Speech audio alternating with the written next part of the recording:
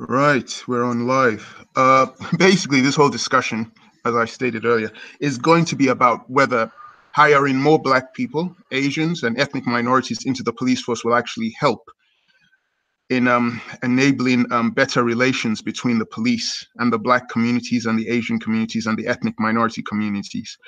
I don't know for sure if it's going to make a difference. I've been looking at it, researching a number of things, and I just wanted to get your opinions on it, because this panel is actually quite diverse. We have people from different backgrounds, and I don't know. I'm still on the fence as to whether it's going to make a blind bit of difference or whether it's just a PR stunt from the government to get more votes. So that's my opinion. I'm not too sure yet. Any of you guys, do you think it'll actually make a difference, or it's just a load of hogwash from the Dep- politics? Depends on which way. I mean, if you work, so let's look at it from a police perspective.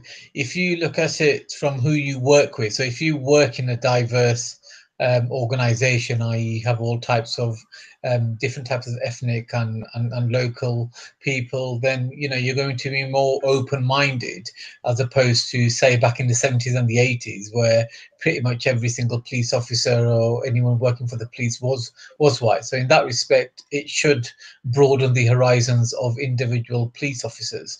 But having said that, we also know historically, and some would argue even currently, certainly outside London, that there seems to be a certain mind frame of a police officer, i.e., whether they're ex-army or they tend to be, racist minded or very insultive towards the ethnic minorities. So we have to look at it. Will it help the police themselves as well as will it help the communities? But according to some people from, say, especially from the ethnic British Black community, it doesn't seem to be solving any race relation between the police and their community. Right. Okay, you are very straightforward on that. You already know for sure that you've already come. But then again, you're talking about, because you mentioned the 70s, so you're going way back as well. So you're looking at a spectrum over the last, I'd say, more than 2 decades, where Yeah, it hasn't really yeah. improved anything. Yeah, exactly. I'll be very honest, Preston. I'm very ignorant when it comes to dealing with the police because in where I live and the people that I associate with, are very rarely interacting with the police compared to some other communities. So, it's very rarely that I'll even see, a police officer visiting neighbours or neighbours of neighbours. So I can only go by statistics. So I'm not sure exactly how it is. However, having said that, the way me and my family were treated when my daughter passed away, because when your child passes away, the police has to do an investigation, and I can wholeheartedly tell you that I. I have no respect for them. Don't get me wrong. The way they treat bereaved parents, not just my wife and I, my family, but generally the way they conduct themselves, is completely disgusting. And when you couple that with my research of how they treat families and grooming victims, then you kind of get a picture that they're not really working for the people at all. Okay, I see. Because this whole idea of recruiting, if I'm talking from the perspective of Black communities, I mean, we're going all the way back to the 1960s when you had a large influx of people from the Caribbean coming over. You already had a few people from the Caribbean and African countries here, so you had a lot more coming on what they called Windrush, this ship that came. There was a lot of problems, racism, and which led to a number of riots. You had the Notting Hill riots in the 50s, which was before Windrush. But then you then went on to have the sus laws, which was stop and search, which basically gave police the power to just harass people and check to see if they were criminals. This again led to a number of riots in Brixton. So I guess the government then reached a stage where they were trying to find a way to provide a solution. And one of the things which was suggested was that if more people from Black and Asian ethnic minorities joined the police force, then this would actually improve the community, the relationship between the community. This was the theory. Whether it would actually happen, I don't know. But what I wanted to do is I wanted to show you guys something that that might whether it'll help us answer this question, I don't know. But it was something I came across. I just want to show you guys this video. Okay. I'll just screen share and let you see it. Okay.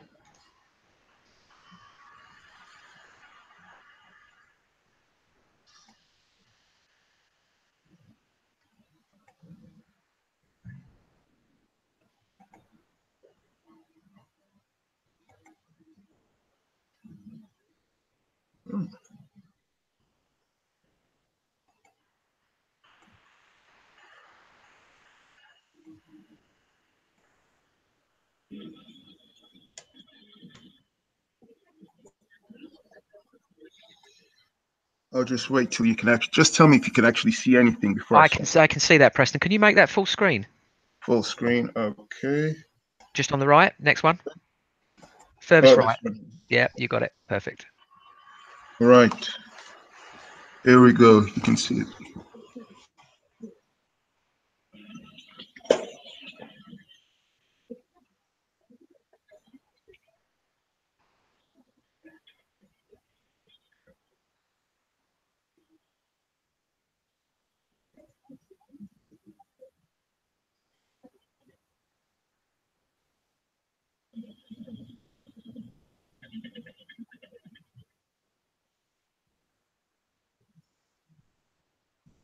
I can't hear any sound. Can you guys hear sound?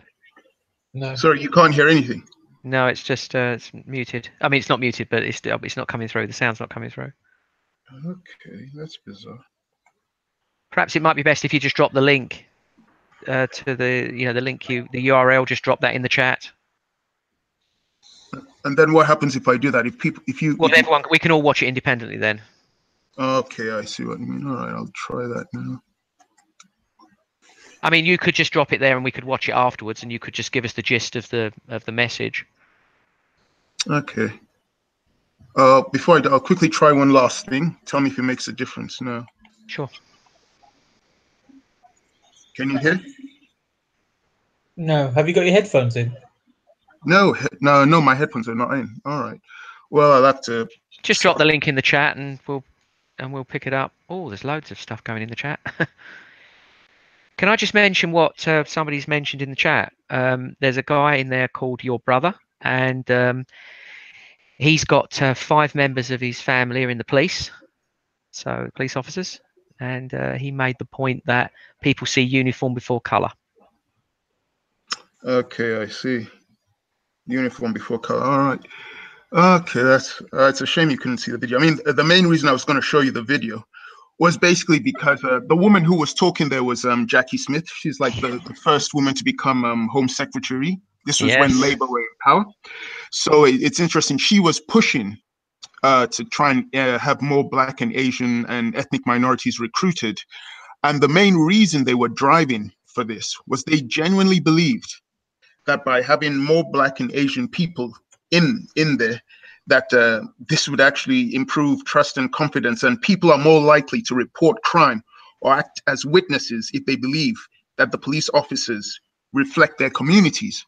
So that was the whole thing, and they were actually showing a few people. They showed a lady who was of Indian descent, working in a community with Indian people, and she was basically corroborating what was being said, because she said a lot of the people there felt more confident around her, more relaxed. She would speak to them in Hindi, and they were comfortable talking to her about problems that were around their community. So that was the thing that was being pushed, which I thought was very interesting, because fast forward from that period to another period, this you guys will be able to see. If you can't see this, I'll be very surprised. We then have a new Home Secretary by the name of Theresa May, and she's saying the exact same thing. This was before she became, as we all know, before she became Prime Minister. She's saying the exact same thing. She's pushing for the same thing, because she believes the exact same thing, that by having more people in there, it will somehow improve community relations. And can you see this thing I've got up here now? Yes. And she goes so far as to say that the police forces are too white, according to Theresa May. She goes on to claim that Well, the majority of the country is white, so the police force has to be in majority white. But if we use their formula, true. I mean, just play. yeah. Tell me if you hear this one or if it's messed up as well. very faint. Yeah, I can't really hear it. No, it's very faint, is it? Sorry about that. Basically, it's she talks about stop and search and how she's not 100% in favor of it. She went on to criticize the record of the police in England and Wales, claiming that they're too white, with not one of the 43 forces looking like the communities they serve. So she again was preaching that, you know, if we have more people from ethnic minorities, it would actually help in those communities. It's very difficult, Preston. I mean, I agree with the principle of it. It feels right to me that people should represent the communities of the people there. You know, I think that would improve race relations. At least that's what my gut tells me. But how could that even work? Because if anybody known people that before they joined the police force and then during or even after, these people, these individuals completely change. They turn into complete robots, and the very nice of them leave the police force because they feel that they're amongst very evil people. Carry on. They just change for the worse. I agree with that, Manny, to a degree. I think that's possible. But the point is that doesn't mean we shouldn't try to make the police officers representative, to make people feel comfortable if indeed there is an issue. So I think the issue isn't so much getting coloured people into the police force to represent, say, for example, in London. So obviously we would need more black and Asian. Right, but I'm not saying that. I would say that if you recruit from a London base, you are likely to get a mix of ethnicities. Sure. No, I understand. So I understand that argument, but I'm saying so it doesn't matter what color they are if the attitudes change to represent those of whatever the communities feel are the attitudes of the oppressor. Then it doesn't matter what color they are, because the personalities of those ethnic police officers are still going to be mimicking of the type of personalities that were doing the horribleness before. I agree, but I feel that that's a separate issue. Addressing corruption in the police or the police's attitude and behaviours is separate from recruiting ethnicities. But is it just corruption? What about the fact when or how the community or individuals feel in the way that they are arrested, or the way they are treated, or the way they are handled, or the way they are processed, or even little things like what the police officer whispers into someone's ear as they're being locked up. Agreed. Do you know the nitty gritty? So you know, you must remember that I work for them, and I experienced a lot of unpleasantness, a lot. Right. So I would bet you, if we strip down the process of the most how, let's say, the average victim, not a victim, or the average criminal, I reckon that the hatred of him and his community wouldn't necessarily come down to skin color. It would come down to the nitty gritty of how he was handled, what unfairness he faced, and so on and so forth. And as a consequence, because more of those people or police officers that did that injustice to him were white, then naturally, if a black or an Asian person is that criminal, then they're just going to have an issue with white people in general. Where really it's an attitude and personality thing. Yeah, no, I take on board your points. My concern is not for the criminals and how they feel about their oppressors, in quotes, but more for the ordinary people who make up the vast bulk, the non-criminals, and how they feel about dealing with the police. And if it makes them feel safer, more comfortable, and I think it probably does, although I think it's very difficult to qualify that. If in any way that we can get supporting evidence for that, then I'm very much in favour of making sure that the ethnicity of the police officers represent the communities in which they operate. But that can't be a fair statement, because the very function of a police officer is to treat every single person that they come across as an enemy. Is the very function on their training is everyone is a suspect. So, but by that standard, the average person is already on the back foot, and they're going to receive a horrible side of that police officer, because we don't have police men and women anymore. We have police officers, and there is a big difference. I don't know if I would go as far as to say they treat you as the enemy. Certainly, when you're talking about detectives, you are talking about people looking for the 3 points, and that can lead to this interpretation that they're treating us as enemies. Like I said, I have not got that many pleasant experiences with the police, and when I've had to interface to them as a civilian, I would say it's about 50-50 in terms of, you know, whether I feel that they're effective or they're being nasty or whatever. But there is a bit, you know, obviously there's an us and them culture, but the purpose of the discussion today is whether or not ethnicity is in any way useful, but introducing, or shall we say not introducing, but making sure that the police force fairly represents the ethnicity the community it operates in. And we know there are issues here, because what happens is that it's a sort of a, you know, it's a vicious circle. So what happens is if ethnic groups, minority groups look at the police and say, oh, they're all not very nice, they're all unpleasant, we don't want to join that, then it creates this us and them. And I'm saying that I do support the idea of a drive to encourage ethnic groups within the community to join the police force, to if only to demonstrate that this is not divided on ethnic grounds. Yeah, and also there is cultural issues as well, because take the Indian community. It's seen, joining the police force is seen as a negative. You wouldn't It is in the you wouldn't. white. It's like that in the white community as well. Yeah, I mean, not as much as, I mean, there the is no Indian. white community, but you know what I mean. In Yeah, you know, the broad British terms. community, yeah, but not as much as the Indian community.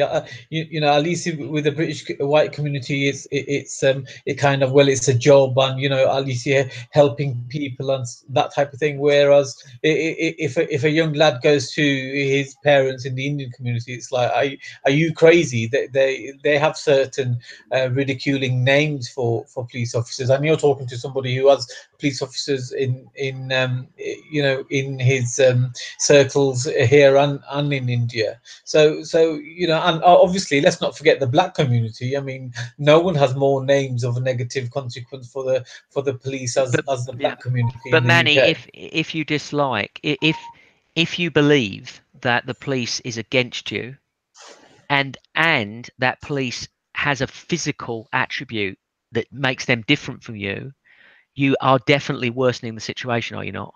Yeah, but my question is, I feel that an investigation can take place without the negative psychological games that they play, and the pressurizing tactics. Because at the end of the day, an investigation needs evidence, and it needs to be done thoroughly. You don't have to act like a gangster. I agree completely with that. That's True, my, true. But I can see where Manny's coming with it, and I can see where you're coming with your point of view. But it's interesting because in this section, which is in the Guardian, the thing which I did find quite amusing is their belief that where is it? I'm going to show you this part. You guys might think it's a bit too naive how they try to simplify things, but she did go on to point out some very interesting facts when she was Home Secretary.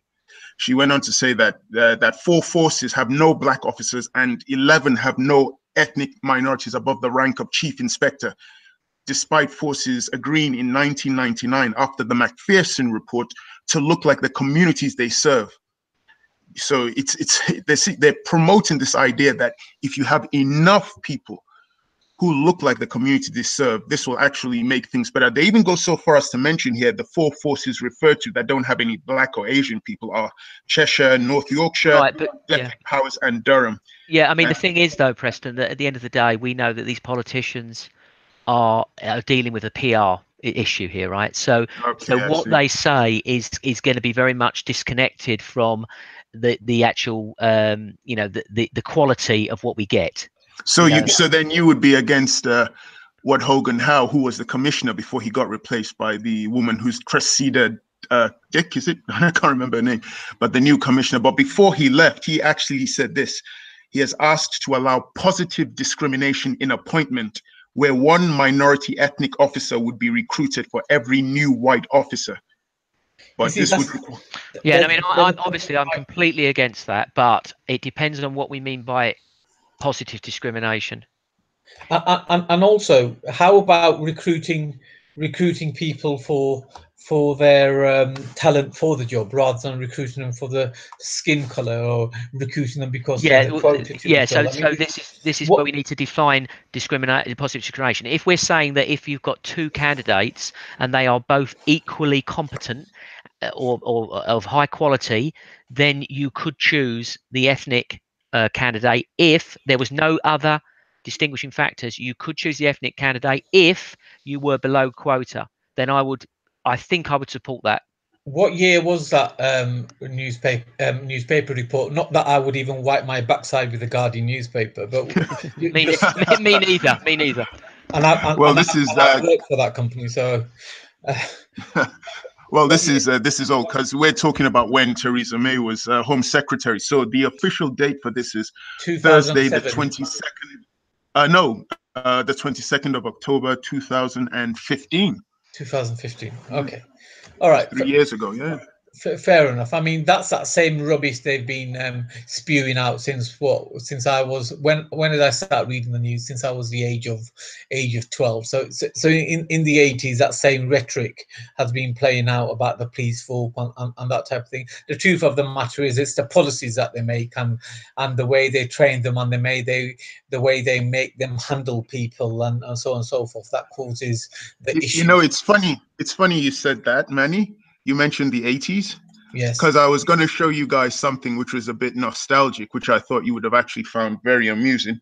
You won't be able to hear it, but it goes exactly to what you just said, which you won't believe. I'll just quickly show you it. You guys might not believe it, but just for a bit of nostalgia, you mentioned going all the way back to the 80s. Yeah. That this whole thing has been going on. Well, guess what? You probably won't be able to hear much, but it's a very short video. Here it goes. Can you see it? Yes. Here we go. Oh, that's a great car.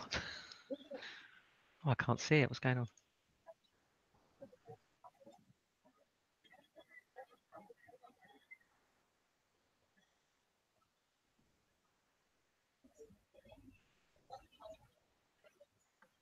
Saddam Hussein there on the left.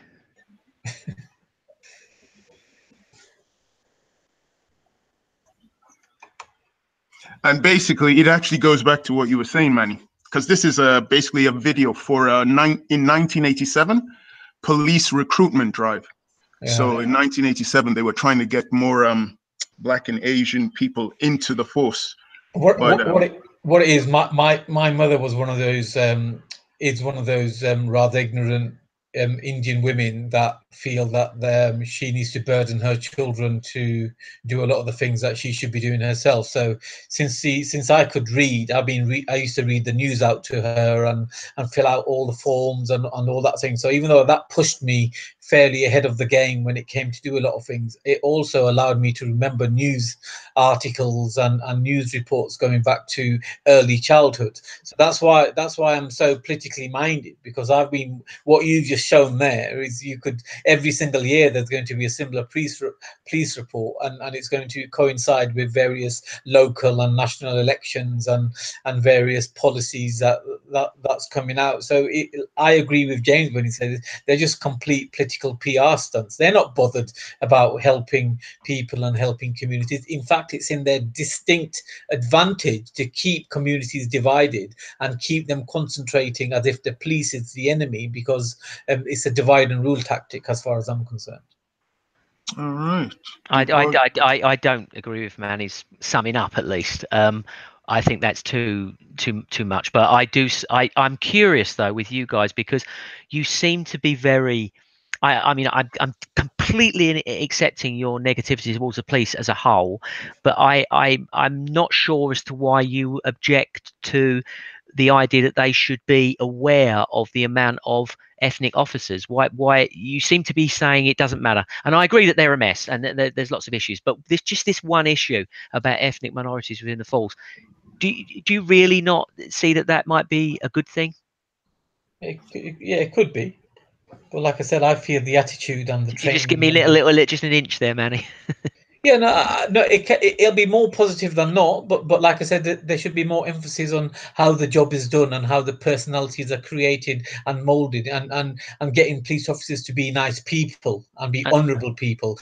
And this whole thing about you've got to remember that if you're going to be a police officer, you're going to be very westernized anyway. You may not be completely a British person, but you're going to be fairly westernized.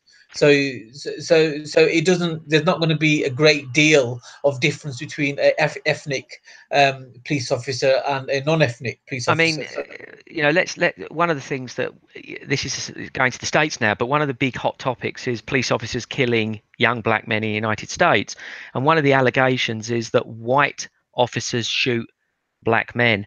If you've got a predominantly white force, then there's going to be no argument against that. But what we actually find when we look at the statistics is that black men, I believe, are more likely to be shot by black police officers, because there's this willingness. Blacks don't feel this fear that they're going to be called racist, or it's a racist shooting. So again, this plays into the argument that we should have representative policing.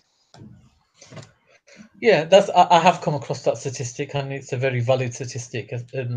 Somebody's saying it's lies. Somebody's saying it's lies. They're saying that academic screens are saying it's lies. No, that's very, very accurate. That is the truth, because I've read the same reports, and you and I have never spoken about that before. So I do know that is correct, but I haven't thought about it in this to this extent until you've just brought it up. So Preston, you've been quite quiet on this. So can you not just wade in on this? Because as somebody of colour yourself, what's your feeling about officers being? I mean, my basic point is that I feel that it's a positive thing to have the police representative of the communities in terms of their ethnicity. So what can you wade in on that? I think there is an interesting point to be made by it. Theoretically, it makes a lot of sense if you have people of a certain background policing that community. It does give the theoretical belief that the people within that community will feel more comfortable and might even feel the need to freely report crime and trust the police to deal with crime in their community. So theoretically, there is a benefit. It makes it sound like some kind of fairy tale utopian thing where it could work. Whether it's in Kingsbury or Whitechapel, if you suddenly had a lot of people from those backgrounds who were police officers and they were regularly policing that area, perhaps the people within those areas would feel more comfortable. They would report crime. They wouldn't have a problem being witnesses to let police know what they'd seen. Exactly. I think that the police are actually serious about this, but I'm still in two minds about whether they're serious about it because, they're just trying to fill out some quota, or if they actually genuinely feel that they care about people. The reason I say this is because I found this on the police website. Can you see this? I've just screen shared again. Where is it? Yep, on police.uk. I was on their website, the Metropolitan Police, and I noticed they have a section there called Police Workforce Diversity in Metropolitan Police Service. Can you guys see this section at all? I can see it. Okay.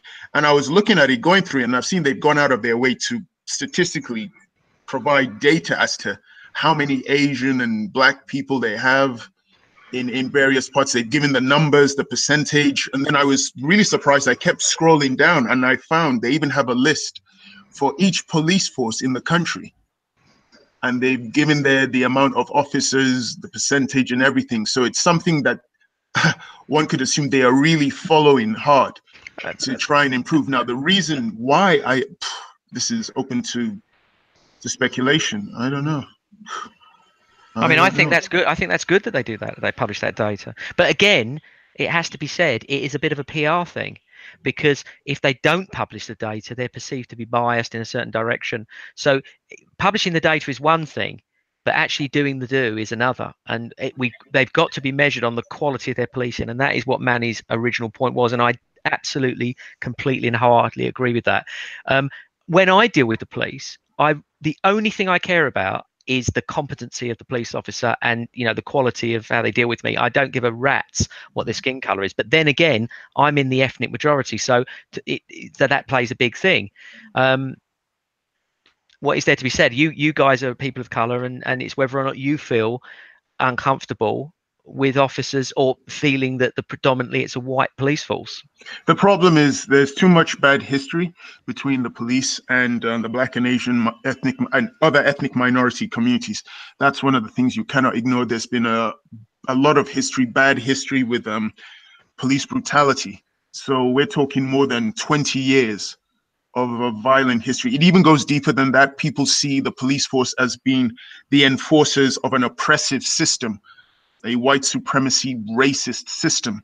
So the idea that someone from a Black or Asian background, who is basically the descendant of people who were oppressed by this system, should want to join that system is seen as being detrimental, as seen as being almost like a traitor to your own people. It's also a social class issue as well. Like I said at the very beginning, Definitely. is the people that are in my life and around me and myself, we don't have any interaction with the police. There's no need to have interaction with the police. However, when you hear debates or you converse with certain members of the ethnic community, like for example, if you listen to the debates involving gang, they're very much you know, have a ongoing political debate in regards to how police treat their you know, them and their fellow people. And so yet, that comes down to a social class issue. And yet when we see them interacting with the police, they look awful. I mean, they're shouting, screaming, ignoring the police, you know, accusing them of things. It's just, I mean, that's a separate issue, but that's what I see. I see the police just doing their job and gang just making shit up.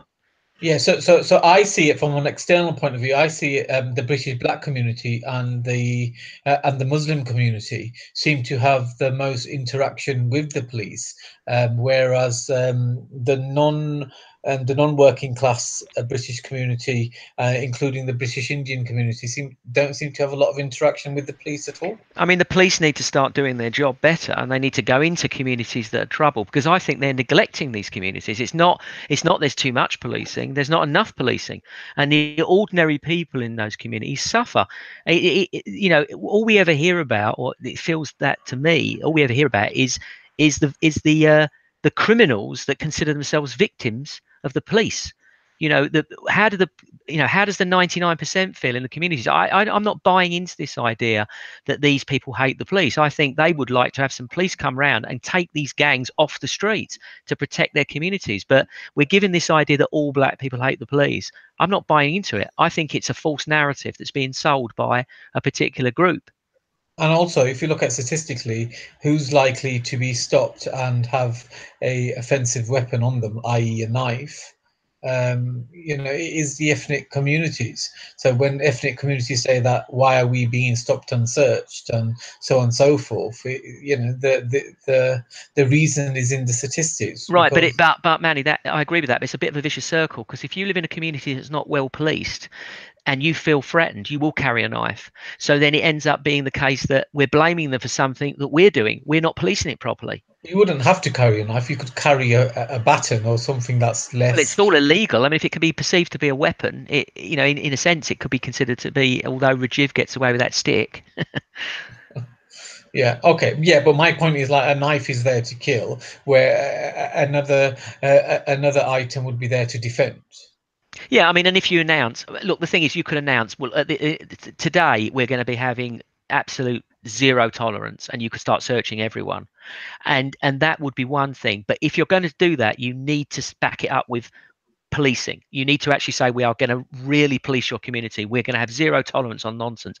But what they'll do is they'll do a bit of a PR campaigning. They'll search a few people, find a few knives, you know, and then just walk away, and they'll leave that community to police itself again. You know, it's all terrible PR. Good point. I agree with that 100%. Good point.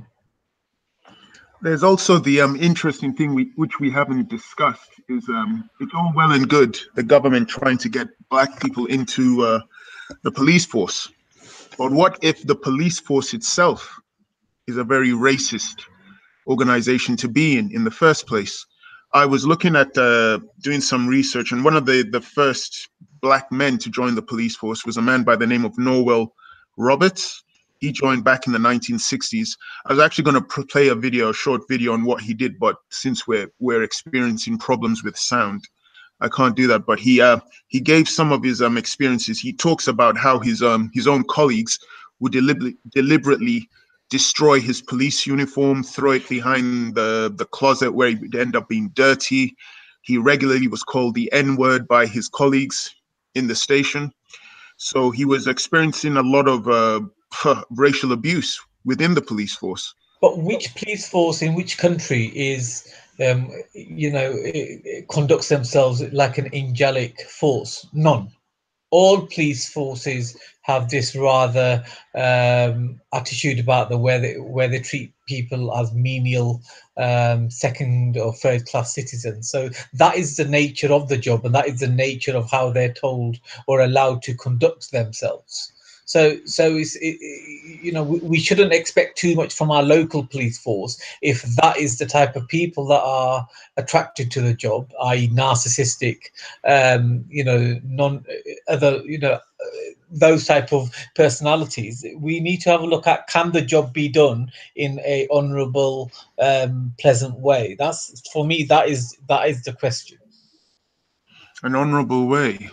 Yes. So, for example, if there is a extremely aggressive person who's perhaps drunk on a Saturday night, and there's two officers, is there a way of arresting him, and when he's being aggressive to other people, without, for example, slamming him to the concrete and dragging him with his head scraping against the curb into the back of the van? Is there a better way of doing that, or is that just not possible?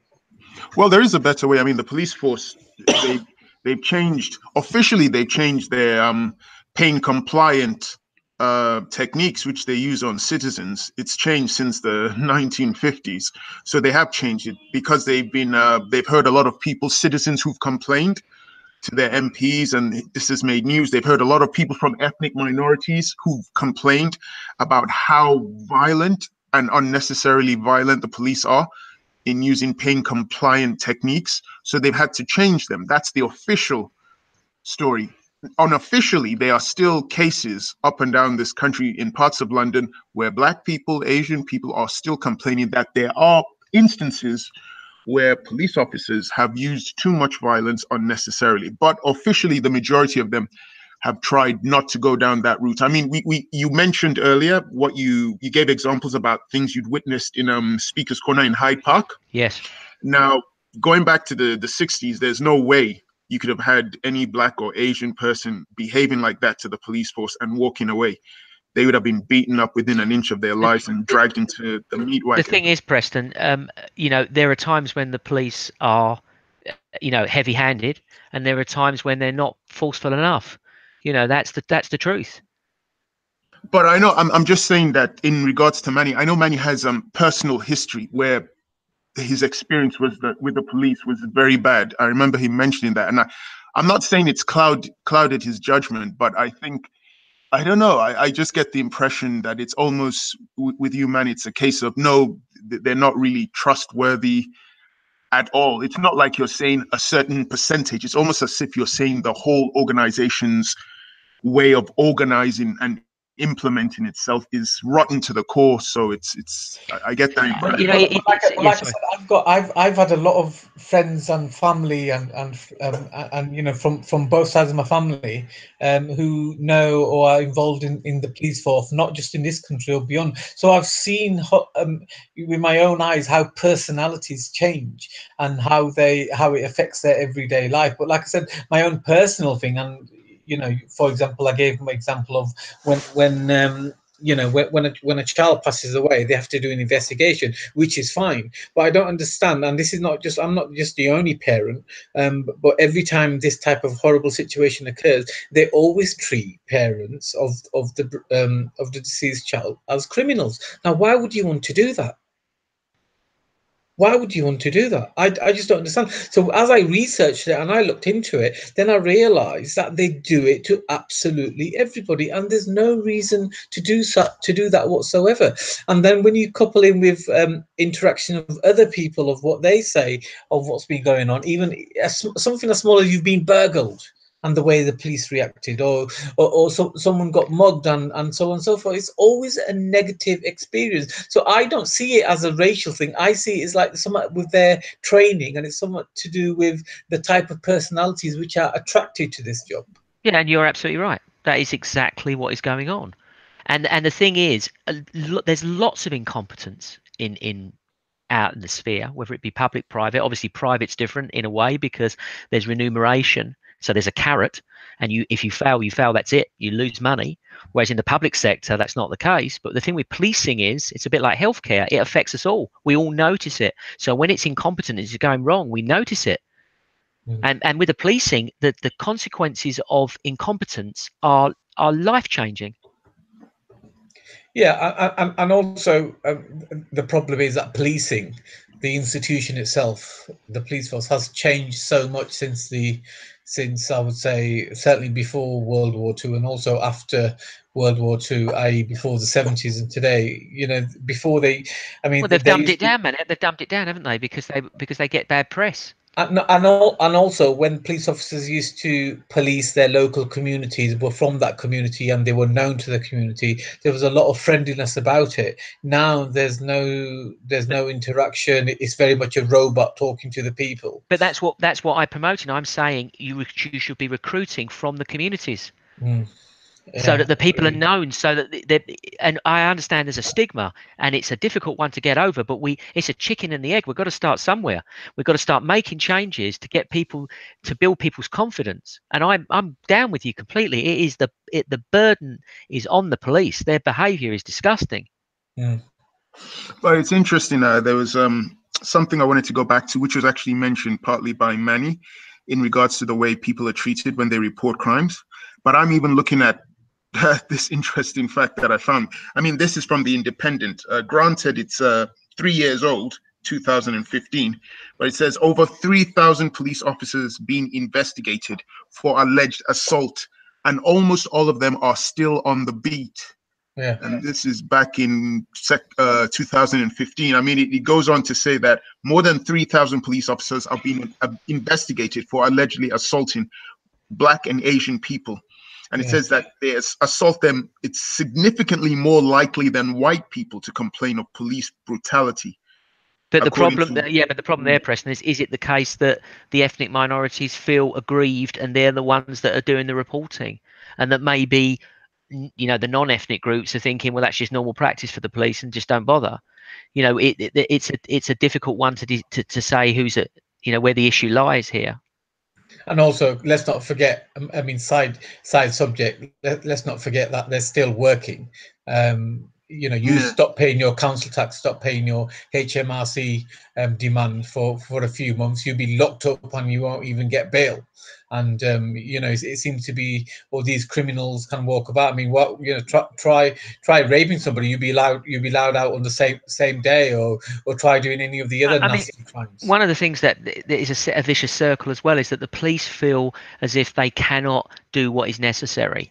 So they've got a loathing for their own job because they go to work thinking nothing I do is going to achieve anything.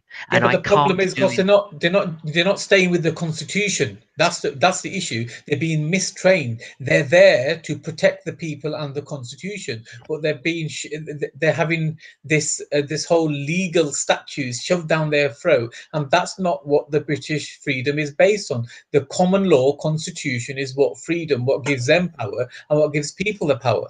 The problem is the whole institution is being twisted, and they don't know what's going on. Yeah, but I It's mean, because yeah, I you know understand what you're saying, but there are communities. I mean, they did a report. It was like £9 billion or something is spent annually. It was a crazy figure on policing just a small, like in each community there was a problem family or gang or group, and all these millions of pounds are being spent. I mean, if the police were able to go in there and remove these people from these communities and lock them up or do whatever, then they would get a sense of purpose, and they don't have it. I mean, Manny, I completely understand this legal thing you're pointing to, but we cannot deny that there are these groups of people in society that are making lives a misery for the vast majority.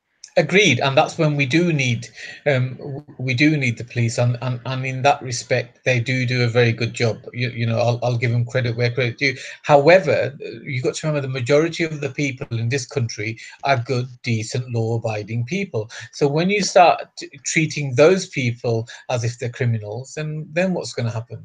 Well, yeah, I mean, Yes, I agree. because I wanted to mention here another thing which you can't ignore. According to the figures obtained, according to this independent organization, independent paper, according to figures obtained under Freedom of Information, it states that Black and minority ethnic peoples make up 1 in 3 of London's population, but represent 55% of alleged victims of brutality by Met officers.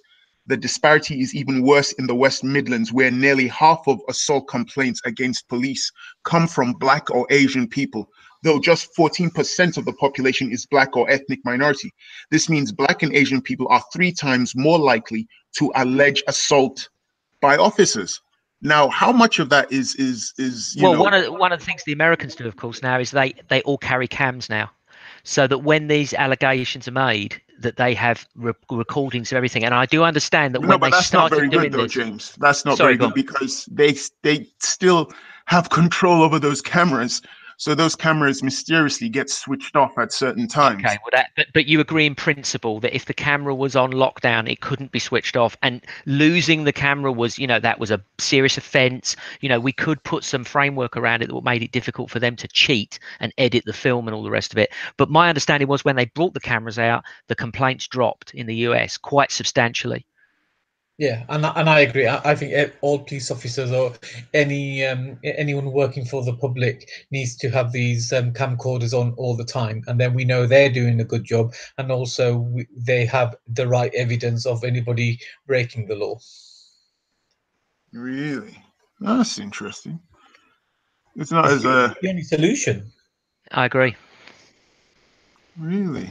That's what we should push for. I mean, Is at the to have corner, them. for example, we've said at the corner to the police, if you had CCTV up on poles up high, you could watch everything that goes on. You would know who is being violent, and you'd record the whole lot, and you could take it off stream as well. So you could stream it somewhere else, so they can't even get to the camera and damage it.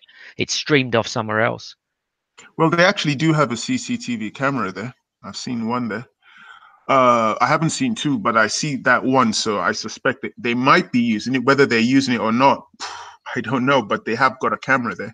I'll tell you what, though, Preston, some of the footage you get, you could be a walking CCTV camera. I don't even realise you're carrying a camera until I watch your channel. And Yeah, he's a bit sneaky with his camera. Be careful what you say when Preston's around. I tell you, Preston. One of the most interesting pieces of footage I saw there was captured by OSCC Dawa. There was a guy it wasn't Saeed. There's another guy in that team, and he was arguing with a Christian about religion, and someone else got involved in the argument. I think that it was he looked like this. The person who got involved looked like they were from the Middle East, and who was probably an ex-Muslim, and he was challenging this guy, saying, well, Islam is bad for women because the man can just divorce his wife very easily. So they were getting very heated. So you had these 2 Christians and this 1 Muslim representing OSCC Dawa. So they were getting very heated. And then out of the blue, someone just said in the crowd, can you stop pointing the camera at me, please? And everyone kind of like kept quiet. He goes, can you stop pointing the camera at me? I'm an undercover police officer. Don't film me. And we looked, and he was a guy in a suit and tie, and he had an earpiece, one of those earpieces coming out of one of his ears. And he turned his back and he said, don't film me. I'm an undercover officer. Don't film me at all. But then the guy who was with OSCC Dawa, who had a camera on him, so he was arguing with these two Christians, but he was holding a camera. So there was silence from everyone.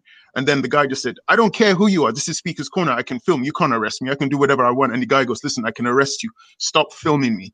And the guy goes, no, I'm going to keep on filming. You can't do anything. And he goes, well, you'll get into trouble for it. Well, I don't care. You can't stop me. This is Speaker's Corner. So the guy eventually walked away. That piece of footage was captured and it was actually uploaded on their channel. Most people don't know it, but I know the video because the thumbnail on that video doesn't let you know what you're going to see.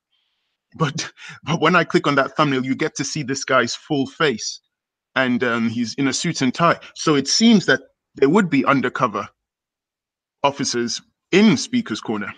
And of course, we know about the debacle with Tan, where these magical people suddenly appeared to protect Tan. So they're probably doing that anyway.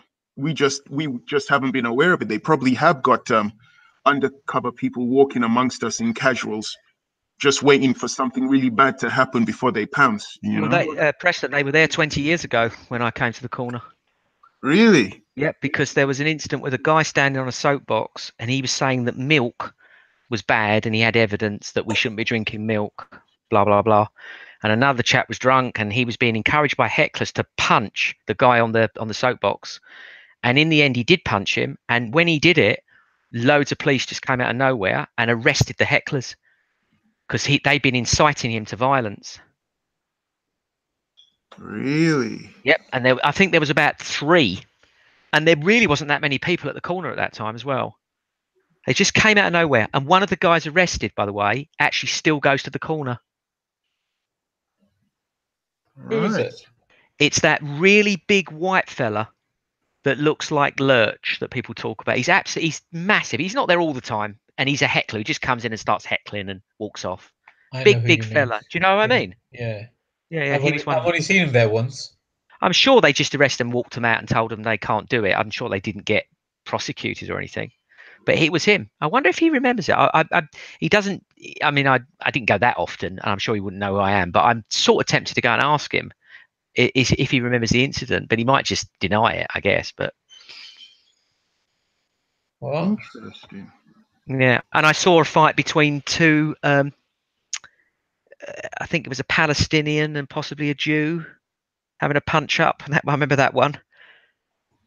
that reminds me, Preston caught the best video of the week last Sunday at Speaker's Corner between that grooming gang denier and the Jewish chap talking.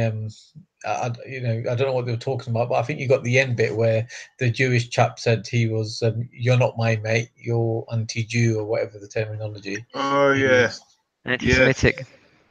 Yes, that's I did. Yeah, you're not. He goes. They were arguing, and he goes, "You're my friend." He goes, "You're not my friend. You're an anti-Semite. You're an idiot. You don't know what you're talking about. You're talking about the Talmud. You've never read the Talmud." Yeah, that was Joseph. He was actually on TV with a group of Jews who went to Palestine to meet Palestinians to talk about the two-state solution. He was on BBC One.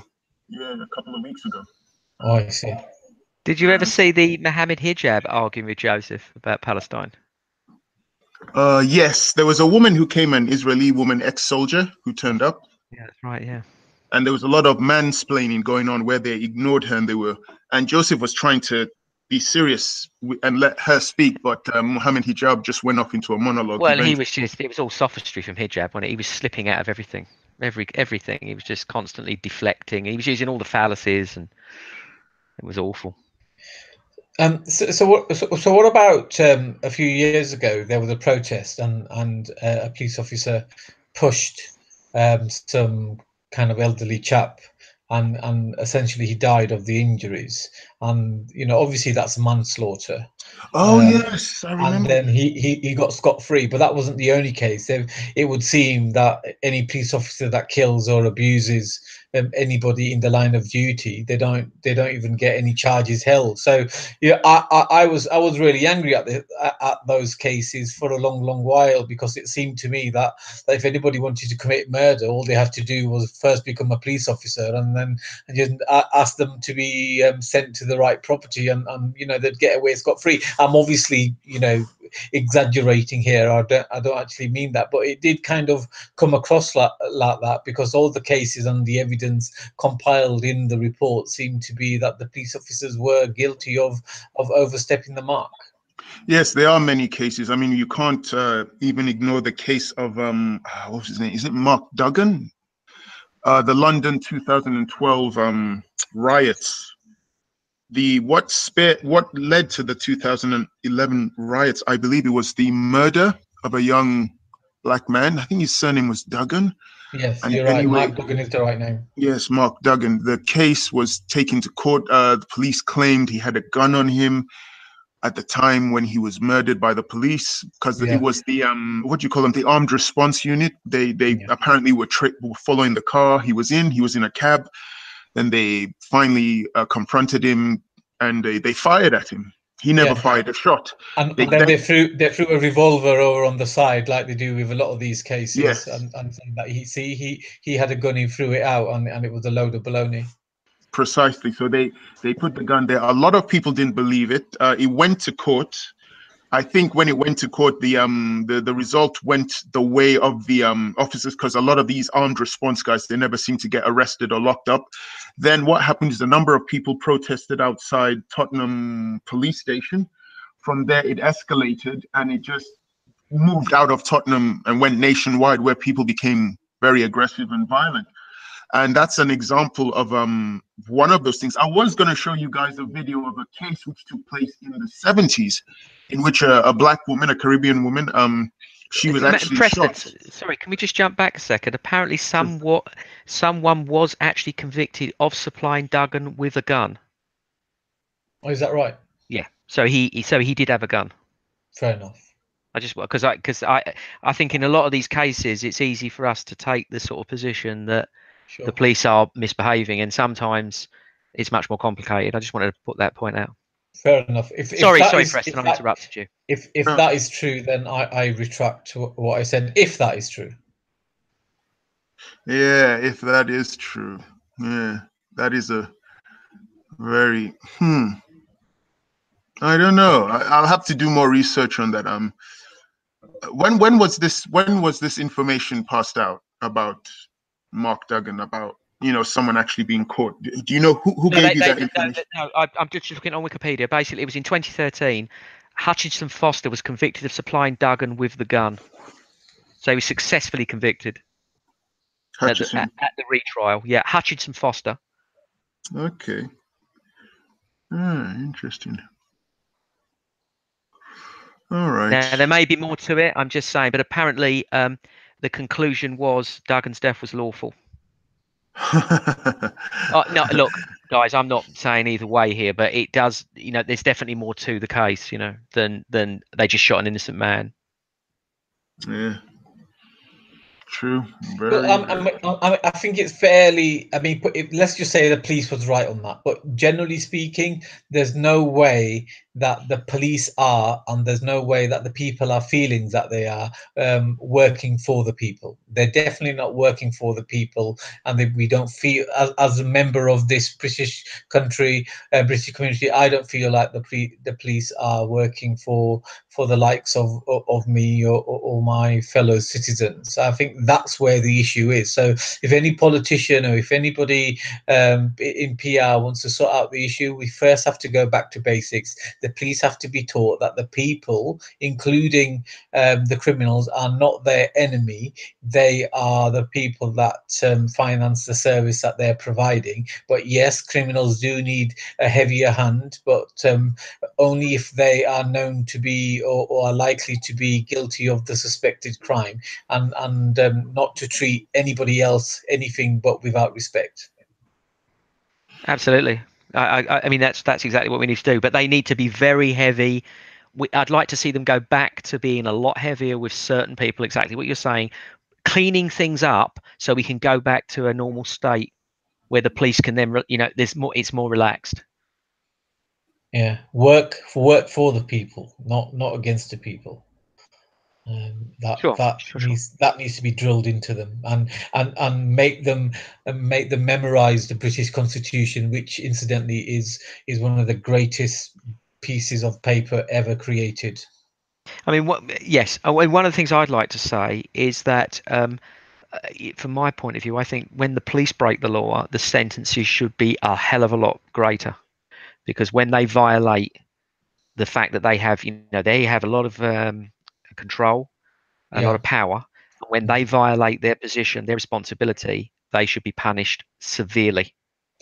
Yeah, and also when suppression comes in any nation, it always comes through the long arm of the law, i.e., the police, and Sure. that's been seen in Asian countries, in African countries, in European countries, and whenever. So it always comes through the army, or it comes through the police, and they need to be taught this: that if they're being told to mistreat the people, then they are being used as pawns of a bigger, more evil game. So someone has just mentioned how should the police deal with gangs on the chat, and I think one of the things that we forget is that we could do a lot to legalize certain drugs to solve a lot of problems.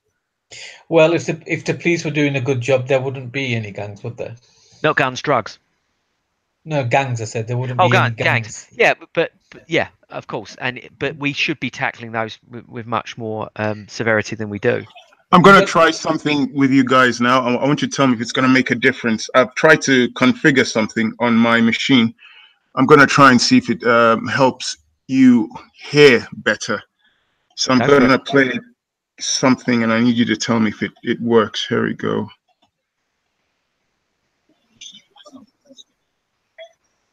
No, I'm just getting echo in your room. I'm not hearing it coming through my headphones. All right. There's something there where you need to channel it through. Manny, have you not got any knowledge of this with the live streaming? No, well, no, I don't think so. Is there any audio he's doing settings? everything right. I think he's doing everything right. Mm. Now that's something I don't like seeing. I don't particularly like seeing guns on the streets on police officers, but Yeah, if they're allowed guns, we should be allowed guns now.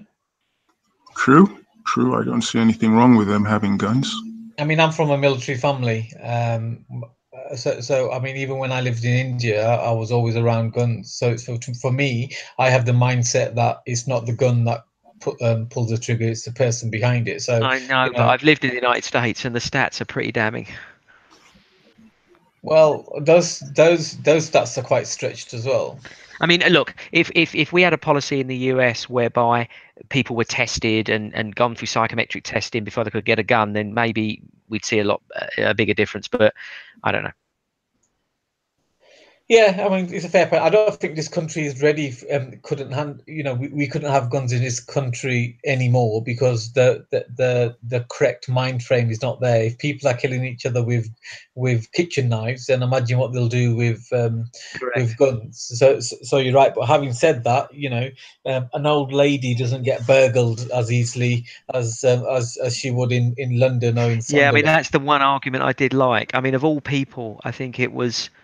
Oh, what's his name? The severe alt-right guy, Bill O'Reilly. Of all people, he was talking, and he was basically talking about how it levels the playing field, and it was the only argument I actually quite liked for guns or weapons is that an old lady, like you say, suddenly becomes as powerful as a 6'6", built like a brick shithouse fighter. So Sure. yeah.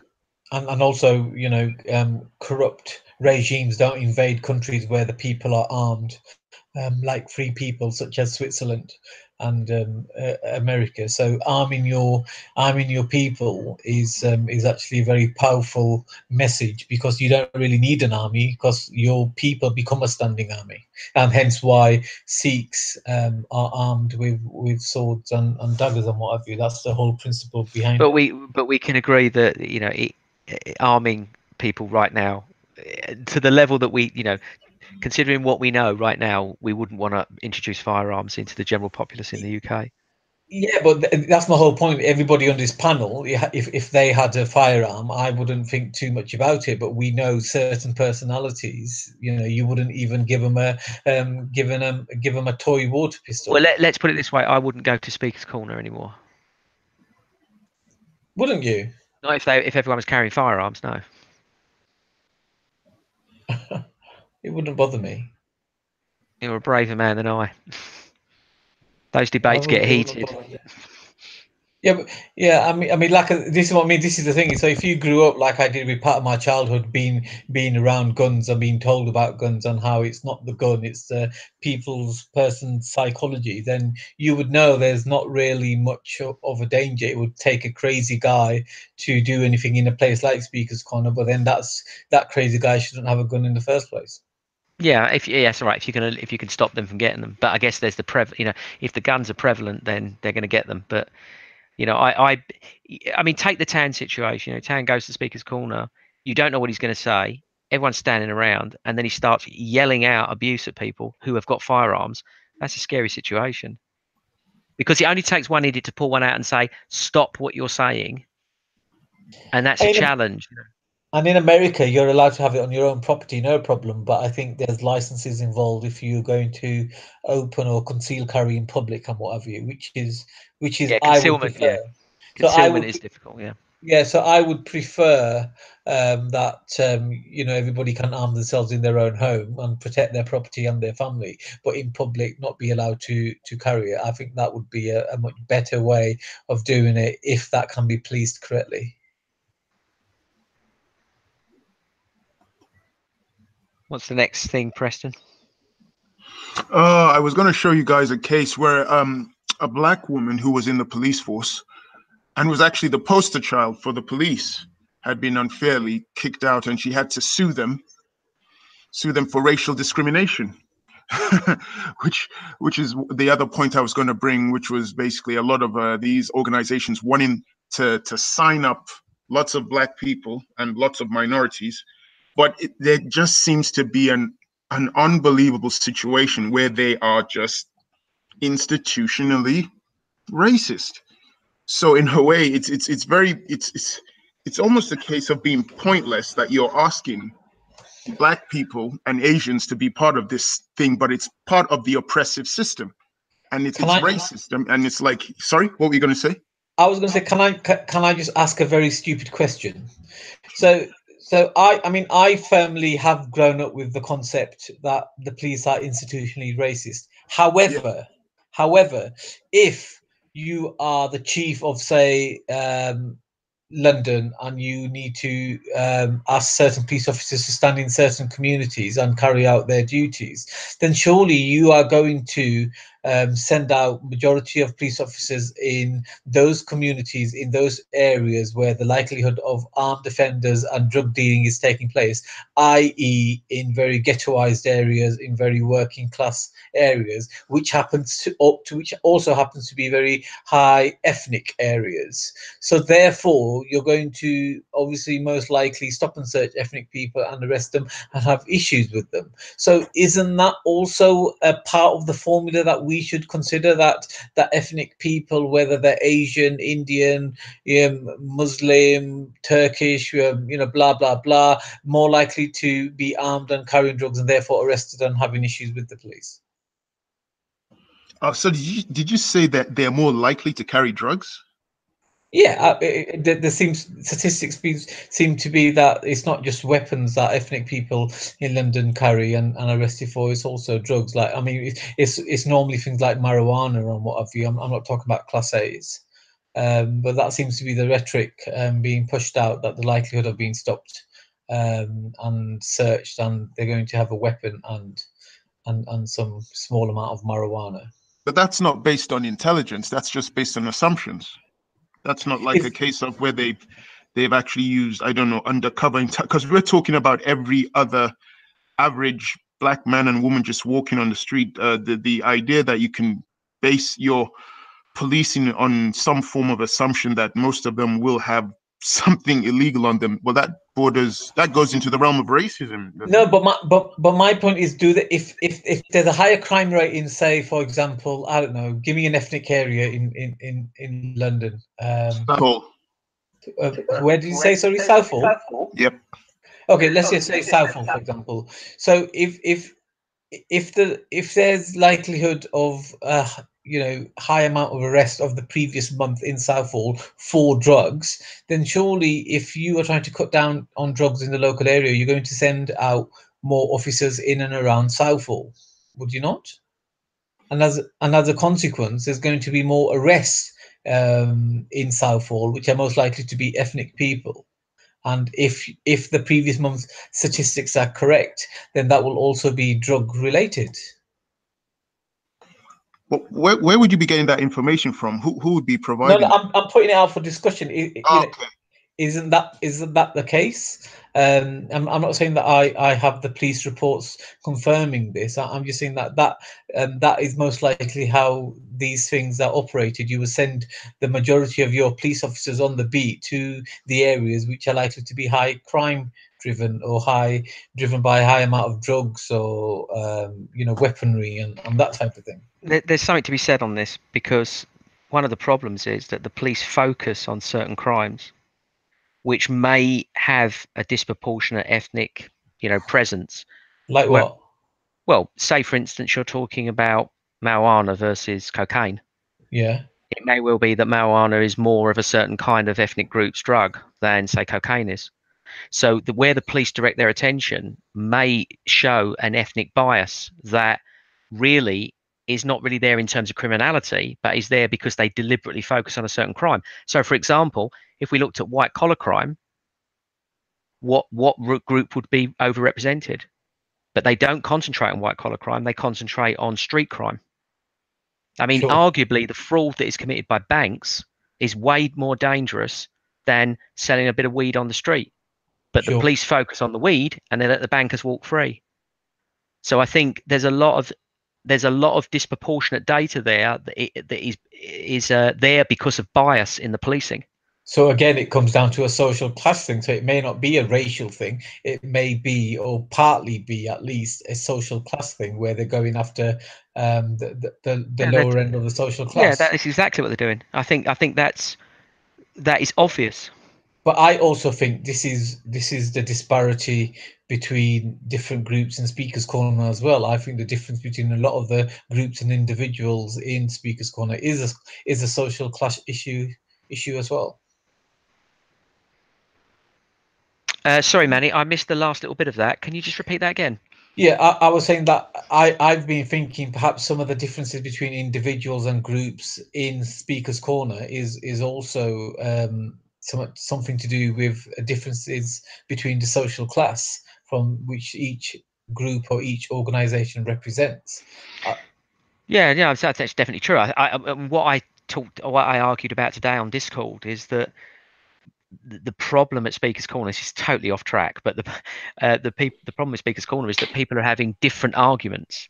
What one person is coming with one argument and the other person is, they're having an argument, but what they're actually discussing or what they are thinking they're doing is completely different. And that's why there's no resolution. I don't necessarily think it's a class thing. I think it's more a tribal thing, if anything. Okay, fair enough. Preston, you have a view on that? I don't know. I've been listening to what you're saying, but I just think the root of the problem is the institution itself. And Yeah. I mean, this was something which Manny mentioned earlier, but Manny was talking about it from a point of view that the techniques, their policing techniques, their style, it's not honorable, it's flawed. I would even go further to say that apart from that inherently within there are too many people who are just racist. I mean, if we go high up in the food chain within the police force, how many people there are actually Asian, Black, or even women? So it seems more than I tried to show you guys that recruitment video from 1987. Since 1987, and the statistics that I showed you from the police website that I tried to show you, how many people from Black and Asian minorities have actually progressed to like high positions within within there. Not many. I mean, this percentage, I mean, they aren't that many. So to me, it's like within there is this institutional form of racism. And if you have that within that system, it doesn't matter how many Black or ethnic minorities, Asians you get into that organization's implementation of law and order in Black communities will always be flawed. Right. So in your view, you don't think that ethnic minorities are rising through the ranks? Not nearly enough. Nowhere near nearly enough. And even, I mean, we have numbers here, as I was showing earlier, but how many of those numbers actually go on to be, you know, really high up within? I mean, they have had very senior police officers, but I'm not saying it's representative, but they have had very senior police officers from the ethnic groups. Yeah, but how regularly? Like once every 5 years? From the Muslim community. Sorry? Including from the Muslim community, they've had relatively high-ranking police officers. I say that because you know, you would think that from all the different Asian groups that you know, the Muslim community are less likely to become police officers. You know, so I mention that because I know that the most high ranking that I remember over the last decade or two were Muslim chaps. I don't know. It'd be good to get a. I tell you what, I think we also need to drill into that allegation of systemic racism, because when I've read reports that people have brandished, when you drill into the detail, it's not what you think. For example, Gary Google was flashing around a thing about systemic racism. A senior police officer had said there was systemic racism, and when you drilled into it, it was all about media coverage. It was about how he was saying there's systemic racism, not so much in the police force, but by saying that the media were covering certain cases for racial reasons, and that was forcing the police to direct funds towards those cases, and that was systemically racist. So, but people just read the headline and went systemic racism, thinking the police are, you know, having conversations about how they can do over the black guy, you know, and it wasn't about that at all. So I'm not saying it isn't there. I mean, I certainly saw a lot of sexism, Preston, in the police. I didn't experience racism, but I did experience blatant sexism. Well, I just want to give you guys a piece of evidence here. Can you see what I'm showing you? Yes. What channel are we on, guys? It's from the Telegraph. And the main title says, Scotland Yard poster girl who sued force for racial discrimination now launches similar action against new employers. Now, this woman's name is Carol Howard. Hello, Hass. I didn't see you in the house there, mate. Hello. Basically, where does he go? Yep. Scotland Yard poster girl who successfully sued the force for racial discrimination has launched similar action against her new employers. Former firearms police officer Carol Howard won a £37,000 payout after lodging a claim against the Met, but she's now suing the Independent Police Complaints Commission, IPCC, after accusing them of being institutionally racist and corrupt. The 39-year-old told an employment tribunal that the watchdog frustrated inquiries in order to protect accused officers. Ms. Howard is seeking a $144,000 payout for alleged racial discrimination and victimization during her 6-month stint at the IPCC. She then goes on to say, the white managers I worked with are not independent and believe that their duty is not to investigate wrongdoing officers, but to protect the reputation of the police force concerned and its senior officers in particular. They are corrupt. They are. I wouldn't doubt that she has a very valid point there, but I'd like to see the detail, obviously. Can I ask a favour, please, my brother? Can you just let me know what channel I'm on so I can go there and basically see what's happening? Witness in Speaker's Corner. It's Sky Channel 496. Witness. What I want to say. Hello, Betty. Hi everyone. Hi. Hi, Manning. Hi, Hassan. Hi, Preston. I just wanted to say that the IPC, the complaints against the IPC is legendary.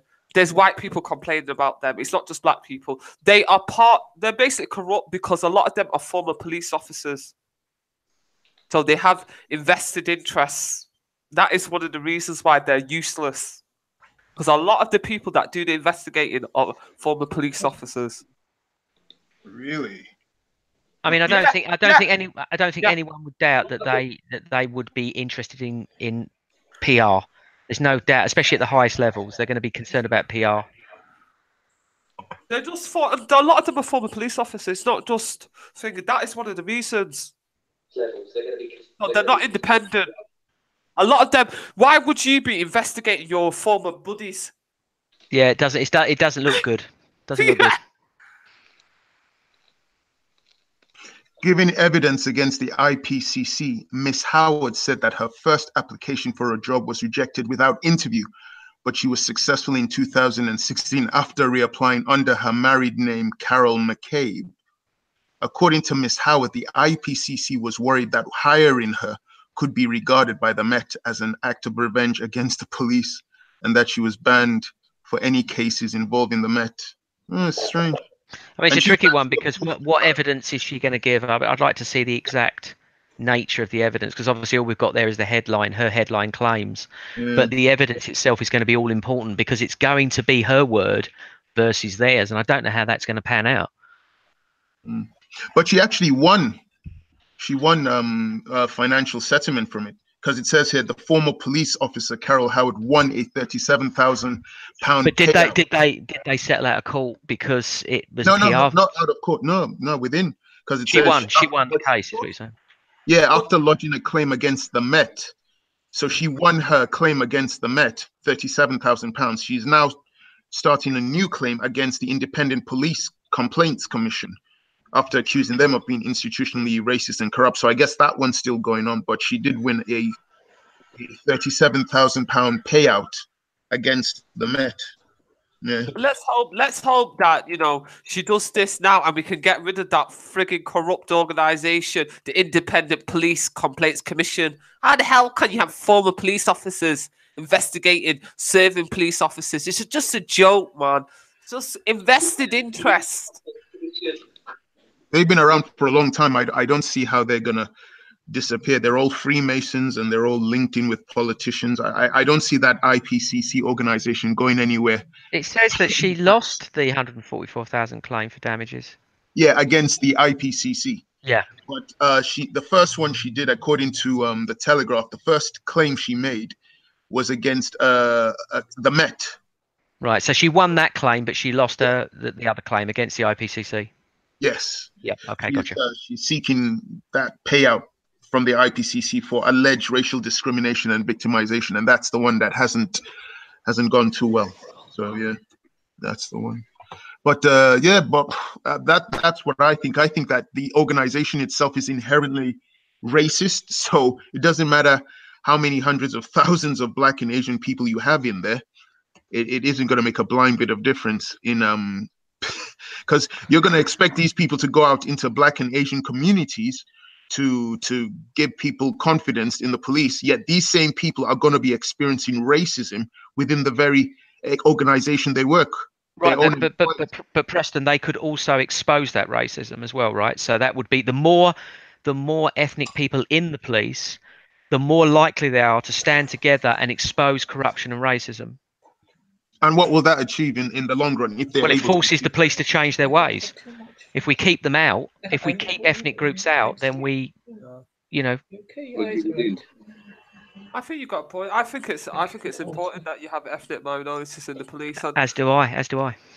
So what's the coolest name for the police on the streets nowadays? Is it still Babylon? I don't know.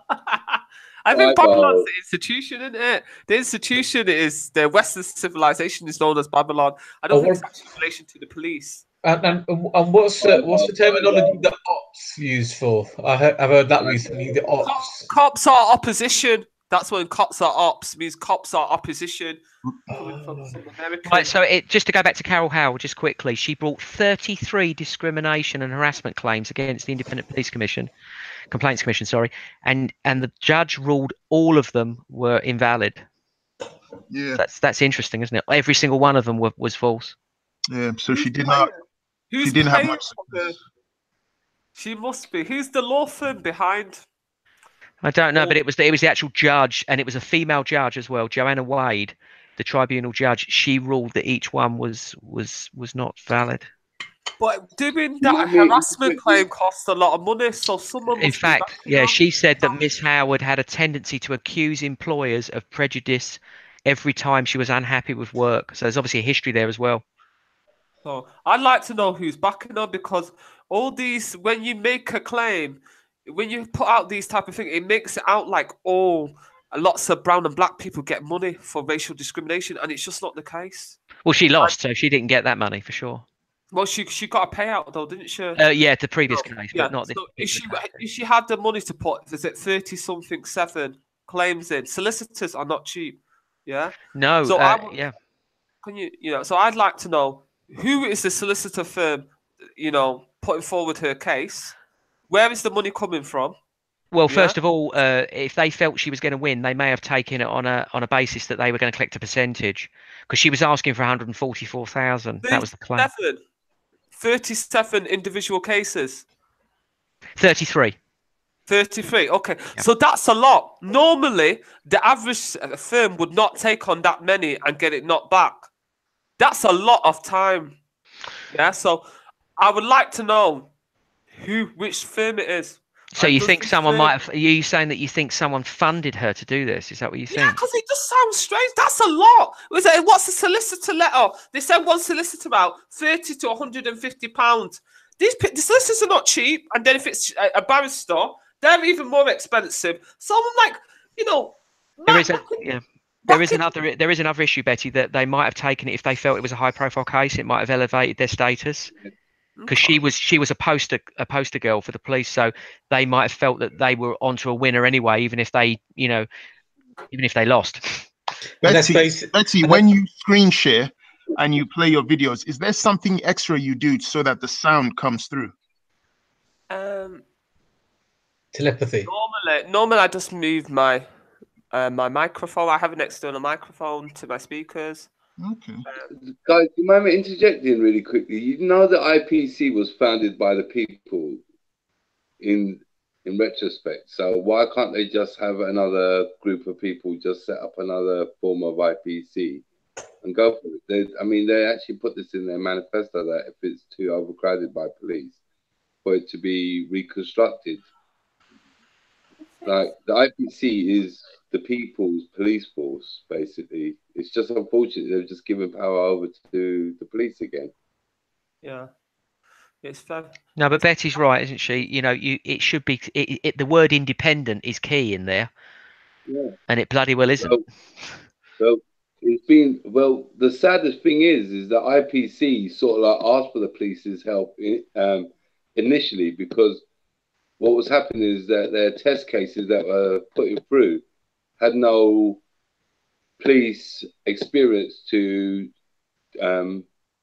sort of like find out if this will go to trial, and if so, if it would be won. So the IPC somewhat made this problem a lot worse by inviting police officers in instead of.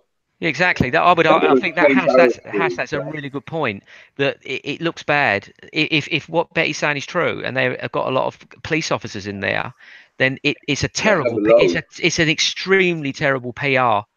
No, it's loads. I think there's a very few civilians in there, to be honest with you. I think it's the total contrary. I think there's a lot less civilians in civil life than there is police. I think it's something like, don't quote me now, but if I can remember it was something about 85-90% police in there. So, you're not going to expect. What did you say? What did you say? How much percentage of police did you say?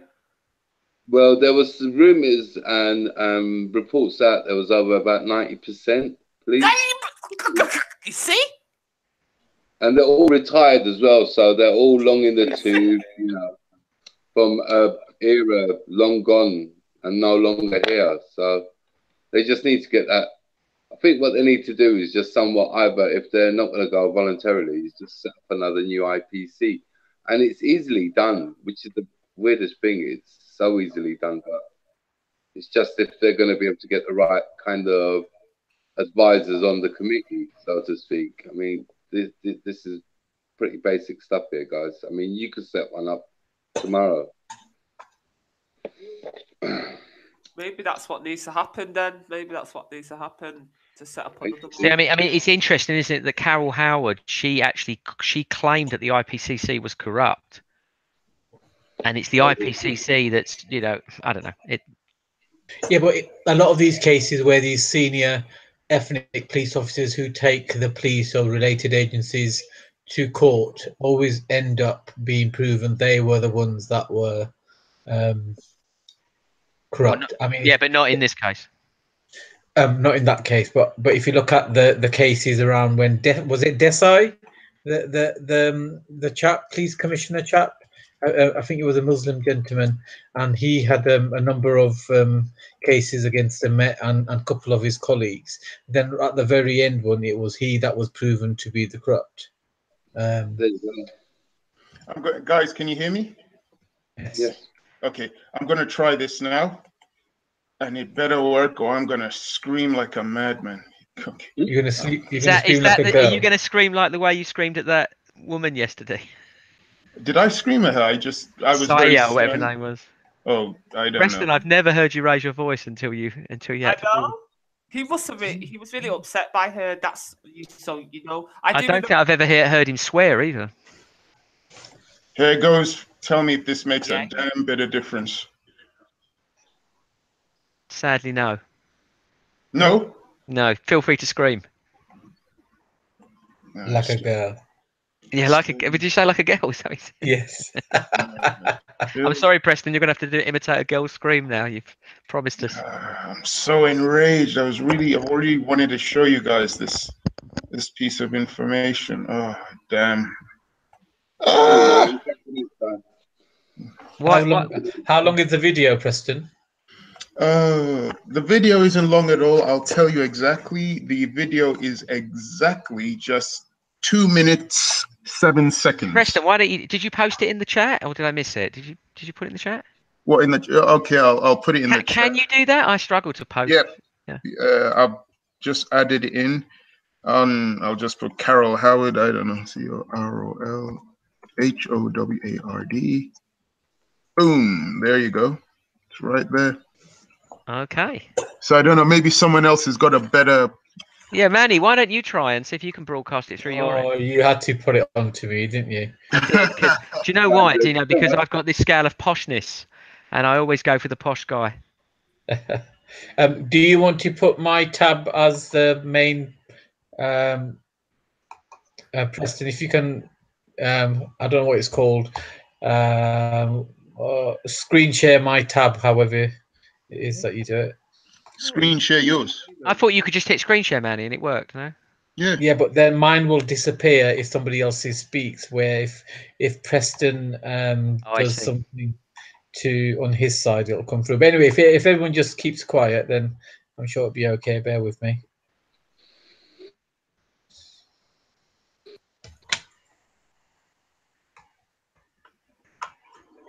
She won her discrimination case against the Met, but Carol Howard still faced a possible criminal prosecution.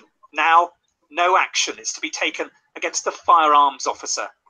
It's been 13 months of hell, really. I felt that my life was put on hold for offences that I've always maintained I didn't do. In April, Carol Howard's tribunal hearing against the Met began. She claimed she'd been sexually and racially discriminated against. In July, the Employment Tribunal ruled in her favour, saying she'd been singled out and targeted by Acting Inspector Dave Kelly from Sussex. But just days later, the Met released details linked to the arrest of Carol Howard by Sussex police on suspicion of a string of offences. She's angry at how the Met gave out information. As a result of that, that was very, very malicious by them. Malicious, a smear? Smear. The tribunal recognised that. They recognised that it was malicious, and what they did was spiteful.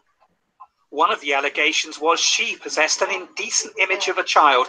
It was just a picture of her daughter. To find myself arrested for a picture, an innocent picture of my own child on my phone, was deeply upsetting, especially as a result of that, being labelled as, as a child predator is just absolutely wrong. Carol Howard's legal team hasn't ruled out further action against the Met. We're considering all future actions and options. I suspect there will be more development on that in due course. So you haven't ruled out further legal action? We certainly haven't ruled out further legal action.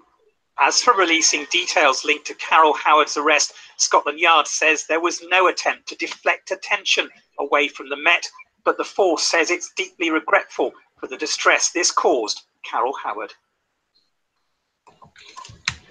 Jesus, no wonder she was the poster girl. She's stunningly attractive. Is that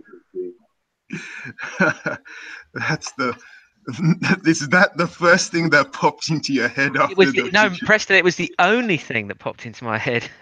Wow. James is objectifying women. Jump on me. Women. I'm just getting it in there, but you can beat me now because you're going to beat me up on Friday anyway. Hypocrite. I can't help it. I objectify women. I get slaughtered. When I objectify men, I get attacked. And now he's at it. Can I just admit that Betty paid me to say that, okay? Just to protect her. She didn't. She said objectify a woman so that I don't look so bad. So I'm just saying that. No, what was interesting though was that allegation that she said about that they claimed that she was a child predator or something because of having a picture of a child, and that's horrendous. No, a picture of a daughter. But a picture of a daughter, yeah. Sorry, that was the thing that did actually stick out, apart from her good looks.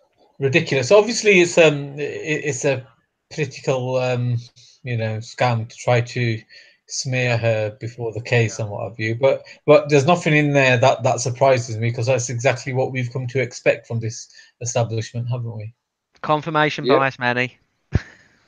No, it's not, but that is what they do. They underhandedly smirk the opponent's name, so they've got no grounds to stand on. I mean, this ain't new tactics. We know that they do it, don't we, James? We suspect they do, but we can't. And then James thinks why I keep asking him, is he a member of a secret society? He's dead keen on that one. I'm so against that kind of thing, secret societies. That's what they always say. Manny, you still have that private handshake that you do. I think Manny, I tell you what, funny enough, when I worked for the police, they were saying that their generation, because a lot of the police that I worked with, they were themselves like, third, second generation officers, right? And they were saying that their generation was the first generation where being a Mason was not, essential. I found that very interesting. Manny, I wanted to ask you a question. Is it possible you can just play one last video for me? I want to show everyone. Preston. If it's a picture of that woman again, then I'm all up for it. No, it's a bit more serious than that. I've just put it in the chat. It's just that link.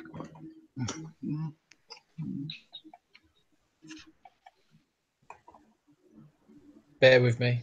Sure.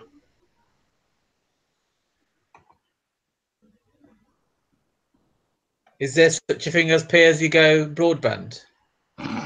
Okay, I don't know.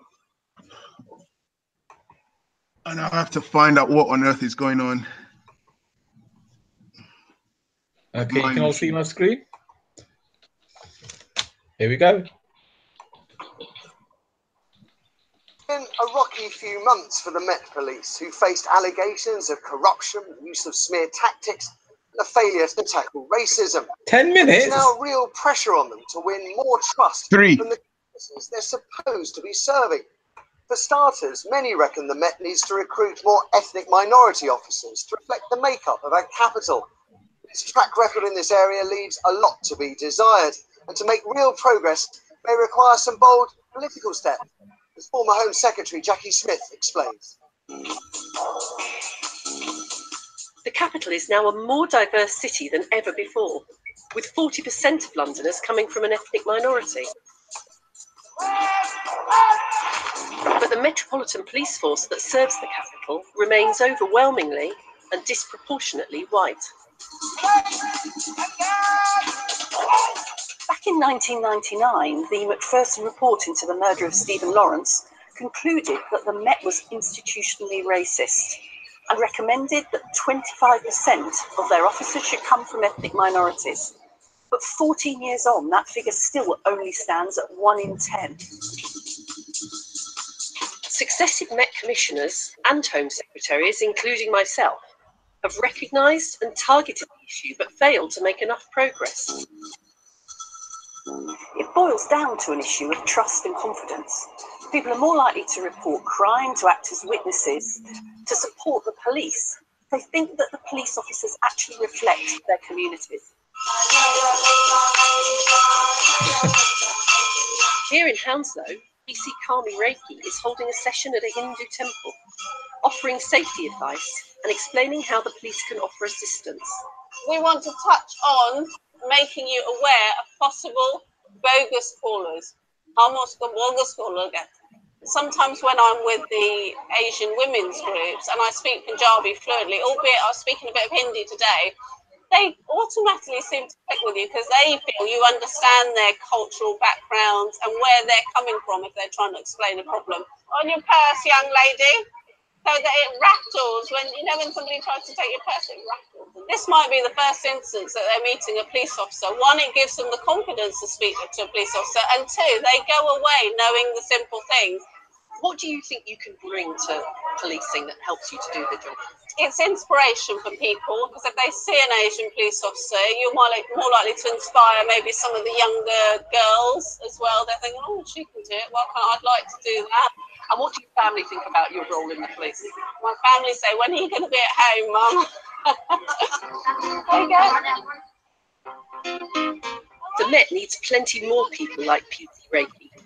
But to be fair, the numbers of ethnic minority officers have been growing. From just 890 at the time of the Macpherson report 14 years ago to around 3,200 today. When Norwell Roberts joined the Met... You can stop it now. He was the only... Okie dokie. So yeah, that was the whole... Lots of attractive Indian women in that as well. Oh my goodness. There we go. God almighty, James. But didn't that lady, the police officer, she made my point really. I mean, she what she said was absolutely true, that those people did have trust for her, and because she was from their community, they were able to talk to her in a certain way, and you know. Yeah, well, that's the theory, isn't it? That's the theory that they wanted. Oh, I know.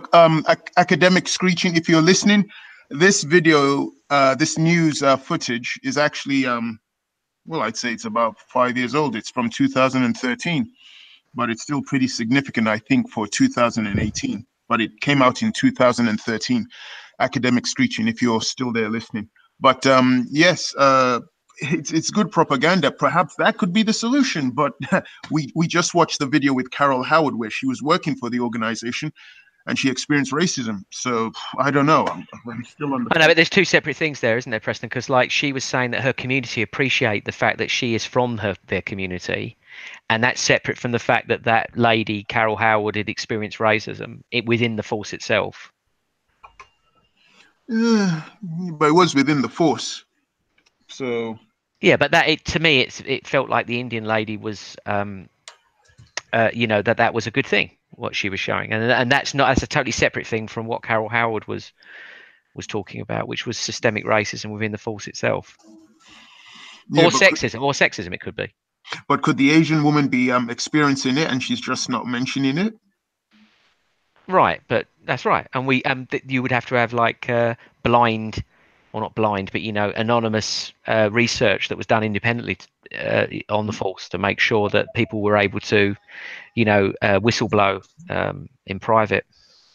Because also in that video, just when I told Manny to stop, it was about to teach us about the Norwell Roberts, the black man who was a policeman in the 60s. And he was going to show us pictures of him. And you were actually going to see him talking about his experience and what he says about the racism he faced within the police force itself. I mean, it's shocking. So it's I don't know. Preston, I don't doubt it that there is overt racism.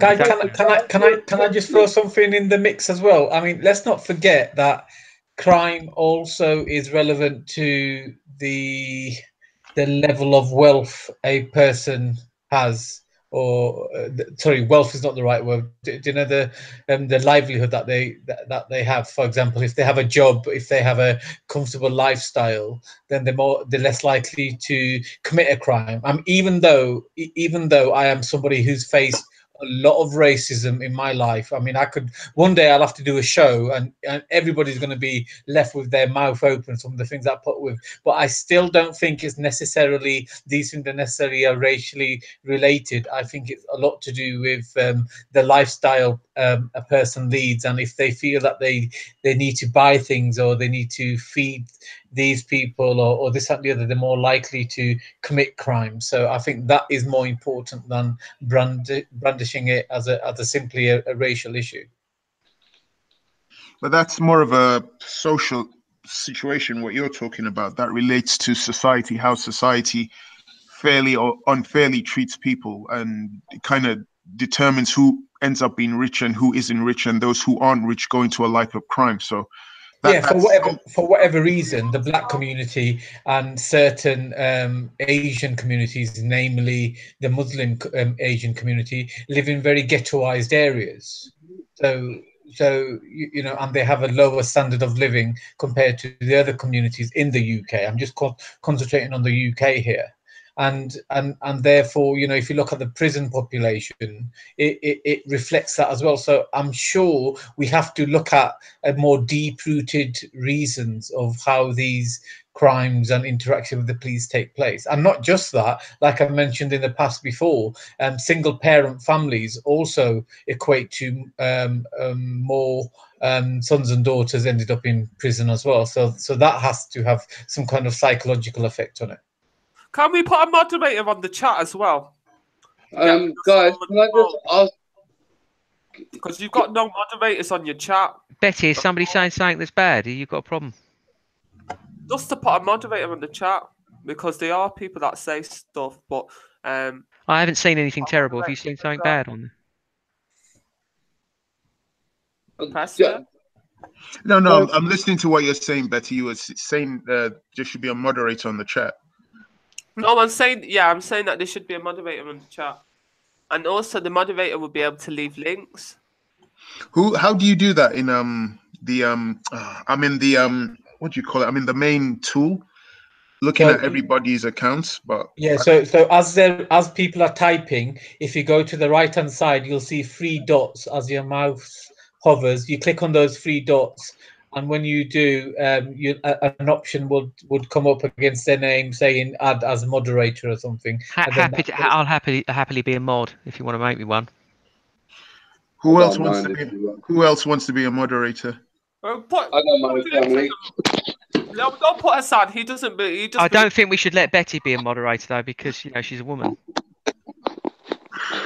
And emotional. Did I trigger you? Did that work? Does it look like you triggered me? No. A little bit. I think you've sussed me out, haven't you? You sussed me out. It's not going to work. No, it didn't work this time. No, it did. I was hoping that finding that police officer. Should I make Go Live Media? Should I make him a moderator?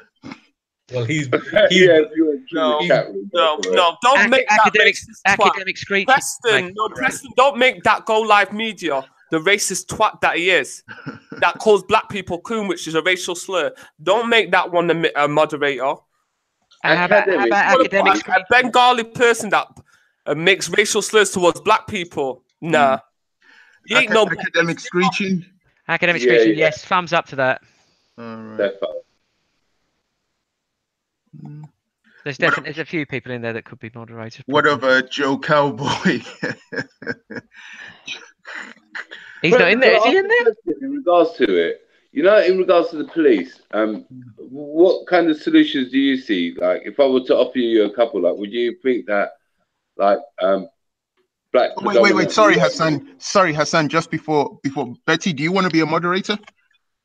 You can make me a moderator. I can find it. She might remove all the men from the channel. All right, I see. Hassan, please continue. On the channel, you wouldn't even be here. Go on, Hassan. What were you saying, Hassan? What I was going to say is, do you think it might be advisable to sort of like have community police by their own kind of community? Like, for example, like a predominantly Turkish area would have like a predominantly Turkish policing. Is that the kind of solutions that you would want to see, or is that something that's Yeah, that's what I'm saying, Hash. Yes, that is what I'm saying. But that's possible. But you got to remember that that also breeds like a gangster relationship with the law as well. So you kind of got to be careful, and the police themselves have to be policed. And I think that's one of the problems that we are also discussing, that who's policing the police, because it's not the independent complaints commissioner, which is run by the police officers. So you know, we have to be aware that the police are in line of the biggest levels of corruption, first and foremost, and probably second only to the members of parliament. I agree with what Manny said there. I mean, if you really want me to, I'm happy to become the London Police Commissioner, and I'll be happy to take on the job for the whole country. But it's up to you guys. The panel can vote for me to become the police chief if you like me to. I promise I'll be honourable. I'm running against Manny. Well, actually, in order for you to become the police commissioner, the person who appoints the police commissioner is the Home Secretary. Yeah. Who could be Hassan. Okay. All right. Jeremiah, I'll pull off my chair on that one. I'll be like, what the? So the fuck would we? well, since I'm an outspoken enemy of paedophiles and grooming gangs, that counts me out then. Yeah, no, that does, sadly, bro. You got to be for the criminals on that one. You got to be like, oh no, we got to send them on a holiday, or maybe we should do a GoFundMe so they don't steal and all the rest of it. If I came police chief, what I would do, I would first arrest the Home Secretary who was responsible for losing the list of 100 MPs who were named in the child rape cases, which, by the way, was the current Prime Minister Theresa May. And then I would go arrest all those 100 MPs that were on that report, and they wouldn't see the daylight again. That's my first job as police chief. Muslims beware. Manny might be police chief soon. No, that's not fair. I'm not saying going after Muslims. I'm going after paedophiles and grooming gangs. They are two separate categories, but those two groups will be high up on my list, and I'm sure the good Muslims out there would expect me to put those on top of my list. Someone's saying there's videos of you on YouTube as a drag queen. Wonderful. Can I see them? I always like please post them. Please post them. And are they of him when he was like 8 or 10? Because they don't count. And also, my drag name used to be Hairy Poppins. I don't know, bro. That's a good one. I like it. I like it that you can think, bro. It was wicked. The credit to Hassan, that was his joke, but I'm taking it. I'm copywriting that label today. Mate, you can have it, brother. Don't worry. Someone gave it to me, so it's all about the sharing today. It's all about the sharing. So, and that's another thing as well. Like, I don't think that kind of idea would work at all. Having each community police each area. No, we're not saying that. I was saying it should be representative. That's all I'm saying. Let me finish. I'm gonna call him James and Yarak. Why are you jumping in straight away? I was gonna explain why, but yeah, go on. It's only because you said that you thought I was saying the community should police themselves. I'm not saying that. No, I didn't say that. I said that basically I don't think it should as well, because there'd be a lot of people that would take loads of sly moves to sort of like not arrest their own community, and we see it all the time. I mean, we see this, this community where they know that something's going to go down, and yet they still won't report it to the police. So having that kind of community policing is not going to work anyway. It just needs one standard policing that everyone's going to be happy with, and then just march on. Basically, I would have thought would be the most straightforward method of doing it. But again, you genuinely believe that, do you, Hassan? You genuinely believe that it could work? No, I don't think it would, my brother, to be honest with you. I genuinely don't think. I'm saying the opposite. I think it totally would not work. I think it would be more worse for the communities, because humans relate with other humans, especially like, for example, as much as I'm English, as soon as I hear a Turkish person talk, I can relate to him. And if I'm seeing some cultural sort of like differences, I'm going to side with the one that I could relate with. So it would be counterproductive for me to be there as a policeman, because I'm going to go, oh, well, that's how it means, but his view, oh, you don't get it, it means this, he's not said that, you know. It should just be one standard law.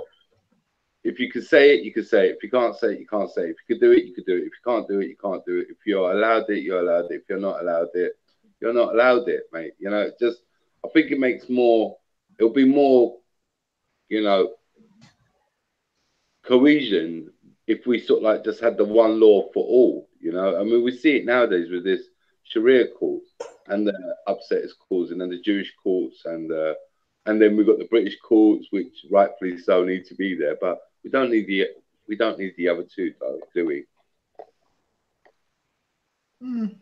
Interesting point. Okay.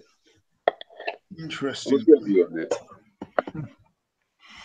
I still think that I guess my side on this discussion is that there's too much racism within the organization for it to be trusted. Black people joining the organization could be beneficial if those Black people choose to help their communities through the police. Can that be done, though? Can they help their communities? Can they provide their communities with protection from racism and corruption from the system? If that is possible, then that is the only reason why I would support Black and Asians and ethnic minorities joining the police force. With the knowledge they would learn within the police force, they could try and help their communities and protect their communities and provide intelligence and information.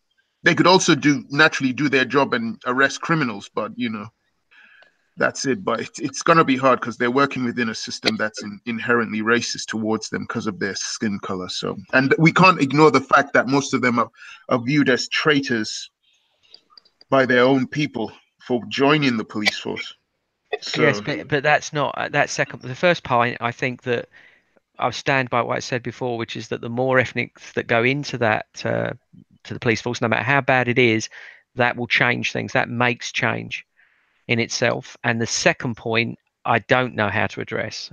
In other words, that they are called traitors, but I suspect it's only a small group of people that are doing that, and that the vast majority of people see them as just people trying to do a job. My closing statement is this: I think you're all racist.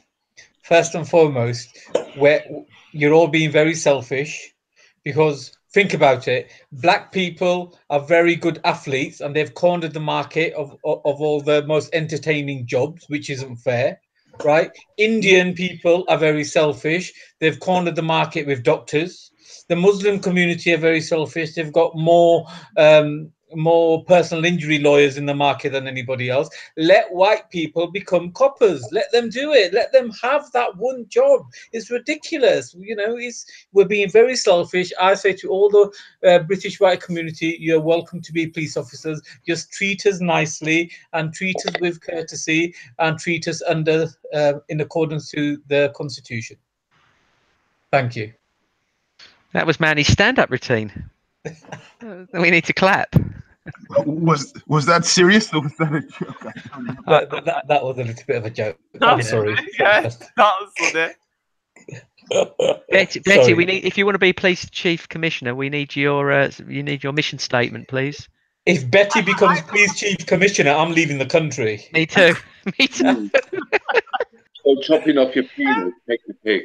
I honestly don't. Apparently, Big Art is going transgender if Betty becomes like the head of anything. He's a little bit worried. He's a little bit worried he's going to be taken as a sex slave.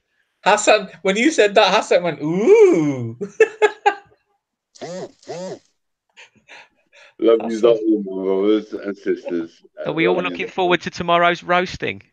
Oh, you're gonna get. You know what? I'm already got your oil mixture ready. The Vagisil still in the warm Can water. I just say, Manny is on my side on this, I think. I don't care. Manny could join you in the Vagisil tub then. So I'm only going to get half a roasting, hopefully. Well, it all depends on what type of day I have. So if I'm in a bad mood, I've had a bad day, so I'm going to be triggered. If I've had a relatively easy day and I don't have to get up too early, then I'll be very complacent. I think Betty's chickening out. I don't know about Preston. Preston, are you coming on tomorrow? Sure. Yeah. Because I think you've had a pretty kind of like contradictory stance to transgender as well. So I'm trying to get as much. Well, you said about that they're not a woman technically. And yeah, and also that people need to be informed when they have certain jobs and that kind of thing. So you've had a certain, it's just that I'm trying to get as many people that might take the roasting off of me. That's an interesting point. How does the police deal with transgender employees? Do they have separate changing rooms, separate toilets? That's interesting. I don't know. I wonder how the police. I don't know, but they have to police Modine very carefully. We must not let her get off. She's going to reveal the whole truth about Modine tomorrow, so we can't let her get off with that. Manny, yes.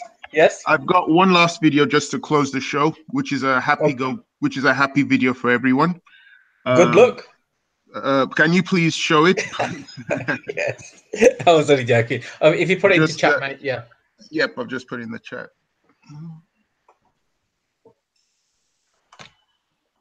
And it's about 2 minutes. So.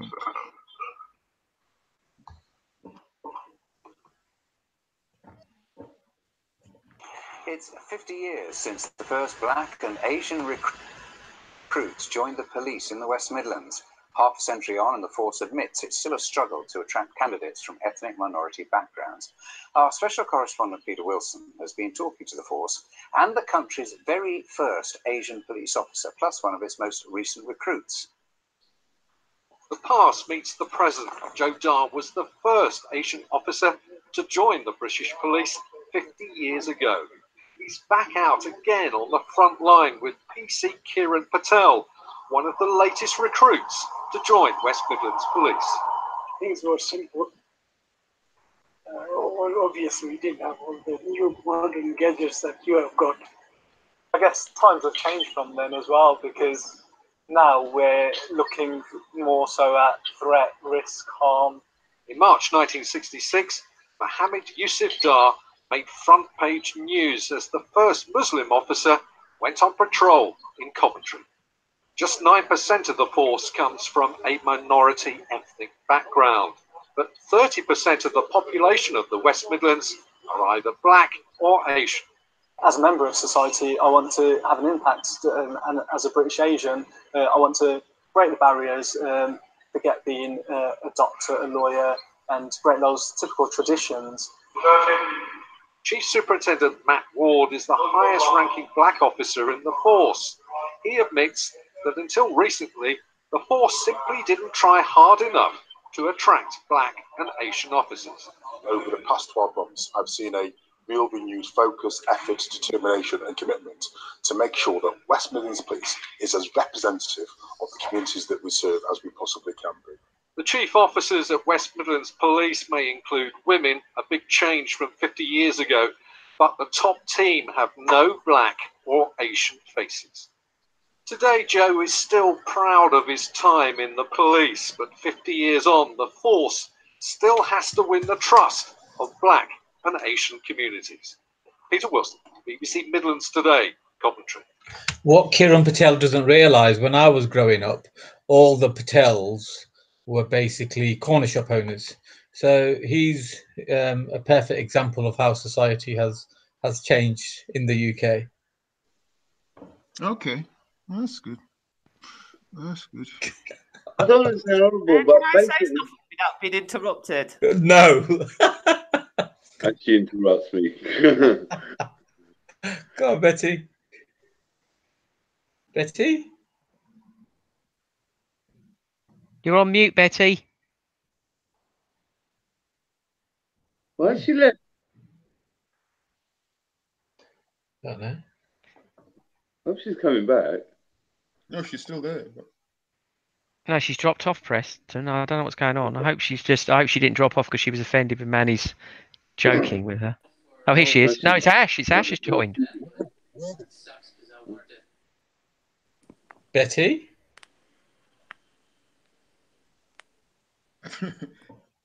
That was Where's like a Betty? that was like a Doctor Who change. That was Betty disappeared and morphed into Ash. That was Hashtag where's Betty? yeah. Where's Betty? We need to start searching for Betty. She's gone somewhere in the ether. I should clarify. I was only joking about Patel's owning corner shops. I was. No, I'm sorry. We've sent that to the police. There's an old Indian joke about corner shops on Patel. I was just exploiting my British Indian humour. So if there's any Patels, that's right. Many motels are called Patels in America, apparently. Yeah, there's a lot of Patels in motels. Yeah. I actually know a couple of the owners there, or know of them anyway. So yeah, you're right. So Betty, can you please come back? Because I'm kind of feeling bad that I may have offended you, but hopefully you'll come back. Sorry, I'm gonna shut up now because I'm obviously in a routine of offending people. I can't believe you, Manny. You've really come out of your shell in the last couple of weeks. You were super quiet, but now you're really going for it. I'm impressed. It's so much easier when you're not hosting the show. It's so Very much true. easier. Very yeah, true. You can really concentrate on what you're going to say and so on and so forth. But anyway. And you can offend people like Betty as well. Absolutely, yeah. Sorry, Betty. And I kept disturbing your rest because I kept on using your talent to help me to show the videos. So you were like, "Oh no, not again! I just wanted to chill out." Oh no! I was feeling lazy because I'm trading at the same time. You see, so I was just looking at charts. But oh my God, he's making money as well. That's no wonder he's making these quips. He's got thousands coming in, and then he does a little quip. It's the best way to do these talks actually, so you can do a bit of work at the same time. Otherwise, you become like Raj. You want to feel like you want to speak every 2 seconds. Well, yeah, hopefully Where not. is Raj, Manny? Where is he? I'm having Raj withdrawal symptoms. I'm not sure. Everyone, there's an account in the chat I'm gonna remove. It's called Go Live Media. There are two Go Live Medias. There's Go Live Media Speakers Corner, but then there's another one called Go Live Media, which is left. Somebody's already dealt with it. Oh, I think somebody's already dealt with it because he's leaving racist messages. But there are two accounts, so maybe the Go Live Media was a troll, and Go Live Media Speakers Corner is the real one. I don't know. Well, it can't be Go Live Media Speakers Corner because Go Live Media doesn't come to Speakers Corner. He's that chap who lies on his bed. No, but Go Live Media has actually been hidden by Betty. It's not Go Live Media Speakers Corner. It's actually Go Live Media. I think that is the account. That's it. Go Live Media, and he Ask always him talks. If it's okay to fuck his first cousin. If he says yes, it's him. Preston, welcome to Strikes at YouTube. Sorry, Preston. My bad. Really, there's a strike? I can't see it. No, I'm saying you can get a strike from that kind of thing, like what was just said. So you got to be careful. Yeah, we call Hassan's nickname is Mr. Strike. Hi, Betty. Back, thank God. Sorry, I'm just a bit dazed. I'm wondering what on earth happened to Betty. That's all. Betty, you're on mute. She's on mute. She's on mute. Betty. Oh, I'm sorry, the internet connection dropped off. Okay. That was brilliant because you actually made Manny worried that he'd insulted you and you'd gone. They thought that you'd transmuted into Ash. No. Guess who's in the chat room, Betty? Who cares? I don't care. I don't care who's in the chat room. I don't care. All right, I just thought you might want to know Big Oz is in there. I don't care. Oh my goodness, what happened to Raj? I forgot. Raj is not here either. But I don't know. He's sleeping. I don't know. How can you forget that Raj is not here? You haven't heard that sodding music. I'd rather have you sing it, Manny, than him play it. To be honest, that's how bad it is. It is, yeah. I think he's overplayed it now, hasn't he? Catch the pigeon. That's my one, mate. So just to finish off, because I don't think, well, from what I've seen and the videos we've shown and the news clippings that I've shown from our discussion, I've come to the conclusion that the only benefit Black people and Asians and ethnic minorities can do by being in the force is if they're allowed to progress to senior positions. B, if they're helping their community, they're able to help their community, provide intelligence, information, and guide and protect them. Until those two things are allowed, joining the police force is an absolute waste of time, and you're just helping the oppressors continue to oppress your own people. Intelligence in the force, Preston.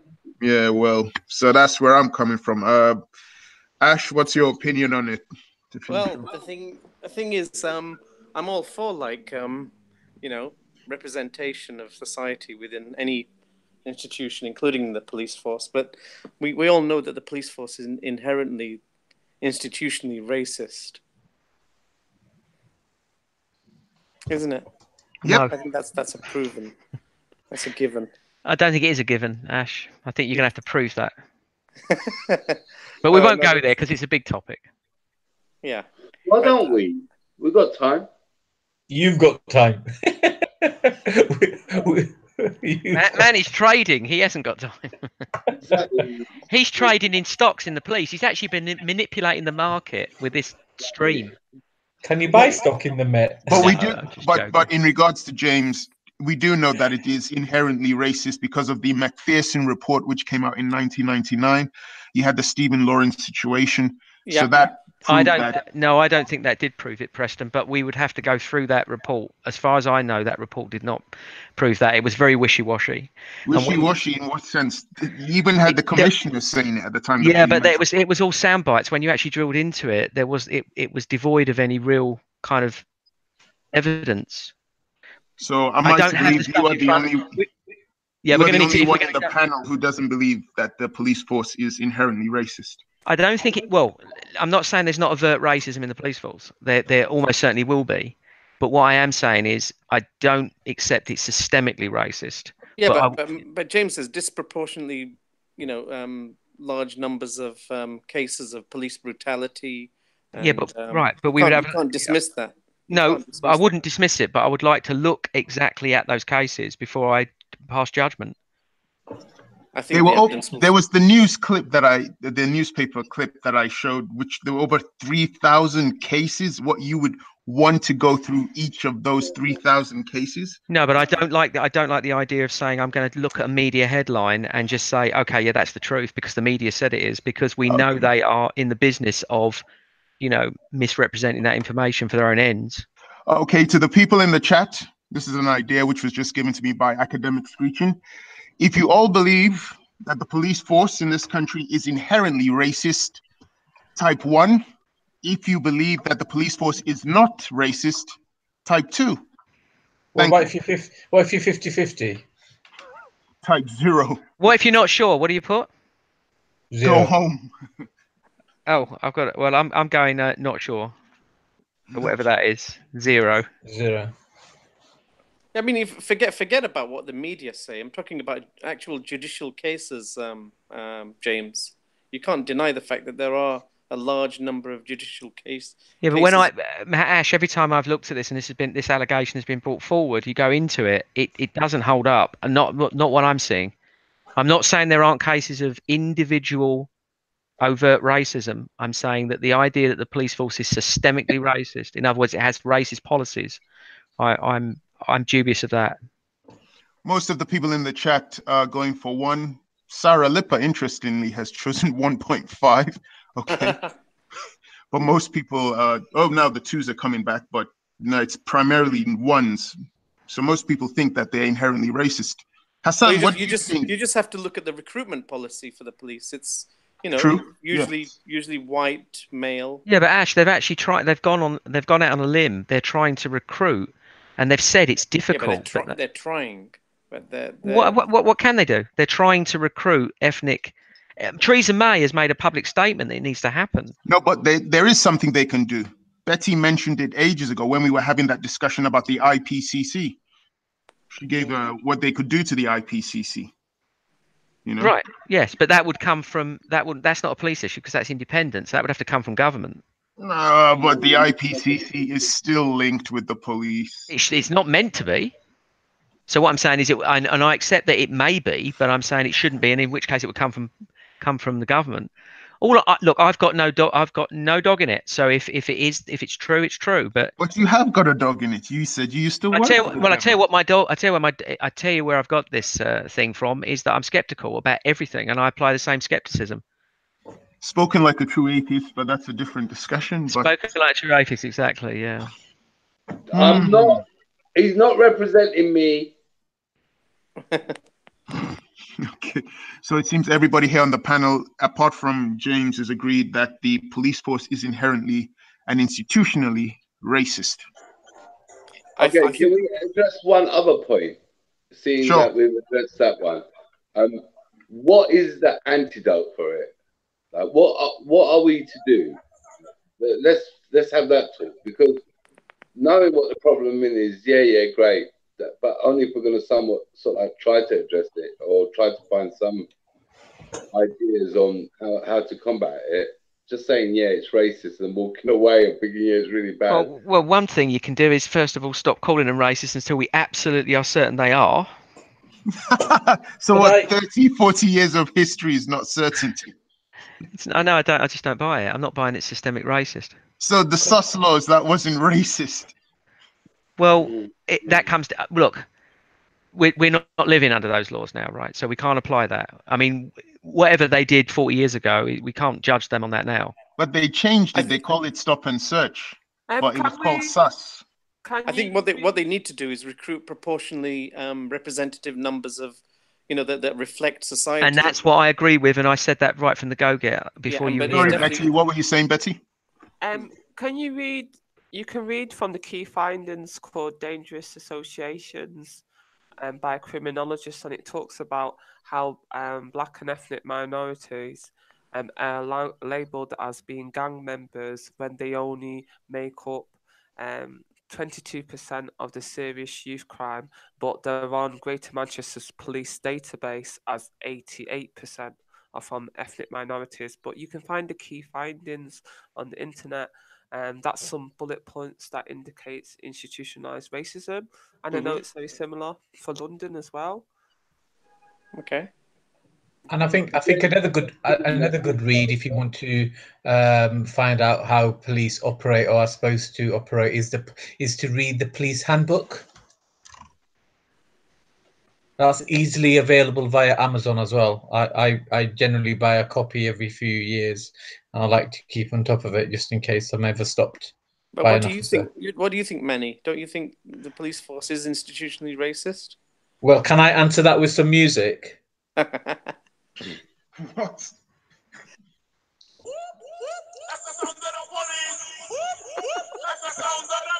I'm sorry. I'm sorry. I went to university at the late 90s and the early millennium, and that was in every single. But do you know what that chorus says? You're gonna have to enlighten me. I'm a bit dumb when it comes to music. It goes whoop whoop. That's the sound of the police. Whoop whoop. That's the sound of the beast. So it proceeds to talk about police brutality, and he raps later on in the song, officer, overseer, and he begins to compare the officer to the overseer on the plantation, and he says the overseer would kill the slave, the officer has a shotgun, has the right to kill, so he compares the police officer to the overseer on the slave plantation. So he's talking about racism and police brutality in America. So that song actually is basically saying that the police are racist and they're brutal towards black people. So, well, I guess I sit here in. But we don't see that speaker's corner, do we? We see the exact opposite. We see gang yelling at them and being abusive. You just have an agenda with gang, James, don't you? Dude, do they do it or don't they? I don't know. I don't. Yeah, but then the question is, just watch the video. Just watch the videos. They are abusive to the police. Well, are they doing it because they've got a lot of pent-up aggression because of their treatment from the police? Or does that make that valid? Yes. So you can randomly select a person of an organisation because you're upset with the organisation and abuse them. If you're giving them shit, for them to give you shit back is somewhat expected. What shit do you think they're getting? I don't know. Like, for example, they must have some pent-up anger somewhere for them to. Can I just for this the things that might be upsetting Muslims, stop and search blacks, policies? Can I actually say something without anyone interrupting me, please? Go on, then. I put the link to this paper called Dangerous Associations, and it will give you an insight to what is upsetting Black, ethnic minorities, and Muslims right now in the UK. So I just put it in the chat. That's all I want to say. Thank you. I have the link, Betty, already. Thank you. Thanks very much, Betty, for that. Thank you. Can we all make sure we thank Betty? We don't want to upset her. Thank you, Betty. Thanks, Ben. You're welcome. Thanks. Right. Perfect. Do you want to give us a couple of the highlights, Betty, at least? Like, save us coming off this and going there. Have you looked through it at all? What did you say? Hassan saying he doesn't know how to read. Could you read it out for him? The whole paper? No, Please. just like the highlighty bits. Oh, the highlighty bits. Well, it's okay. It's okay, Betty. I'll do it. What I'm going to do, I'm just going to screen share, and I'll show everyone what you've shared with us, and Hassan will be able to see it as well. I'll just do that right now for you, Hassan. I love you, brother. So here we are. Can everyone see my screen now? Yes. So this is from the Center for Crime and Justice Studies. Dangerous Associations, Joint Enterprise, Gangs, and Racism. This was published 25th January 2016 by Patrick Williams and Becky Clark. This study examines the processes of criminalization. Your screen, Preston, you can't see it. Really? Yeah, I think you have to click on the left-hand side. No, I can see it fine. I can see it. Oh, okay, so it's come up now. Okay. Okay. So Dangerous Associations, Joint Enterprise, Gangs, and Racism. And this is on the Center for Crime and Justice Studies website. This study examines the processes of criminalization that contribute to unequal outcomes for young Black, Asian, and minority ethnic people. It has been written by Patrick Williams and Becky Clark of the Manchester Metropolitan University. The research draws on a survey of nearly 250 Serbian prisoners convicted under joint enterprise provisions. It tracks the complex process of criminalization through which Black and minority ethnic people are unfairly identified by the police as members of dangerous gangs. More than 3/4 of the Black and minority ethnic prisoners reported that the prosecution claimed that they were members of a gang, compared to only 39% of white prisoners. This apparent gang affiliation is used to secure convictions under joint enterprise provisions for offenses they have not committed.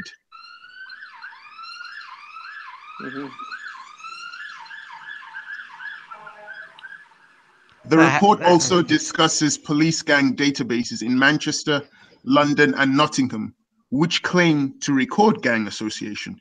These lists include people who have no proven convictions and those who have been assessed by criminal justice professionals as possible minimal risk. They are also dominated by Black and minority ethnic people as a result of racial stereotyping. Very interesting here. So this joint enterprise is heavily influenced by prejudice and stereotype. On this link, you can see where my mouse is. There are also PDFs you can download. So you can download the PDF to go into to read more about it. But this is what this deals with. It's just stating what we already knew, that there is a lot of stereotyping going on of ethnic minorities and Blacks. Yeah. From James. What do you have to say to that, James? Do you think that's still undecided? Well, you quote me headlines. We've got to go into the details. Well, you guys have got confirmation bias. You want to believe it. You read a headline, you say that's the fact. You've got to get into the detail of this. That's the summary, though, brother. I don't want to be nasty. Let me tell you this. Do you think if we did a stop and search at Speaker's Corner, which I think we should do, of absolutely everybody? Yeah. Do you think there might be some bias there that might come out? There might be some statistics that might be biased in one ethnic group or another. No, I think you're making an assumption, James. No, but do you think it's possible? Anything's possible. Somebody might be carrying a bazooka in their pants. I mean, but would you be okay with it? With them just stopping and searching? Everyone, because I would be okay with it. Yeah. I tell you why I'm saying it, because there have been reports of people carrying knives, right? And we don't know who they are, but some people say they know they are. So I'm saying, why don't do a swoop and check everybody? Because I can tell you now, I've never carried a knife into Speaker's Corner, so I'd have no problem with that whatsoever. I'd be happy with that, actually. Right. I would. Fine. So if you do that, people might piss and moan though and say the police are being biased.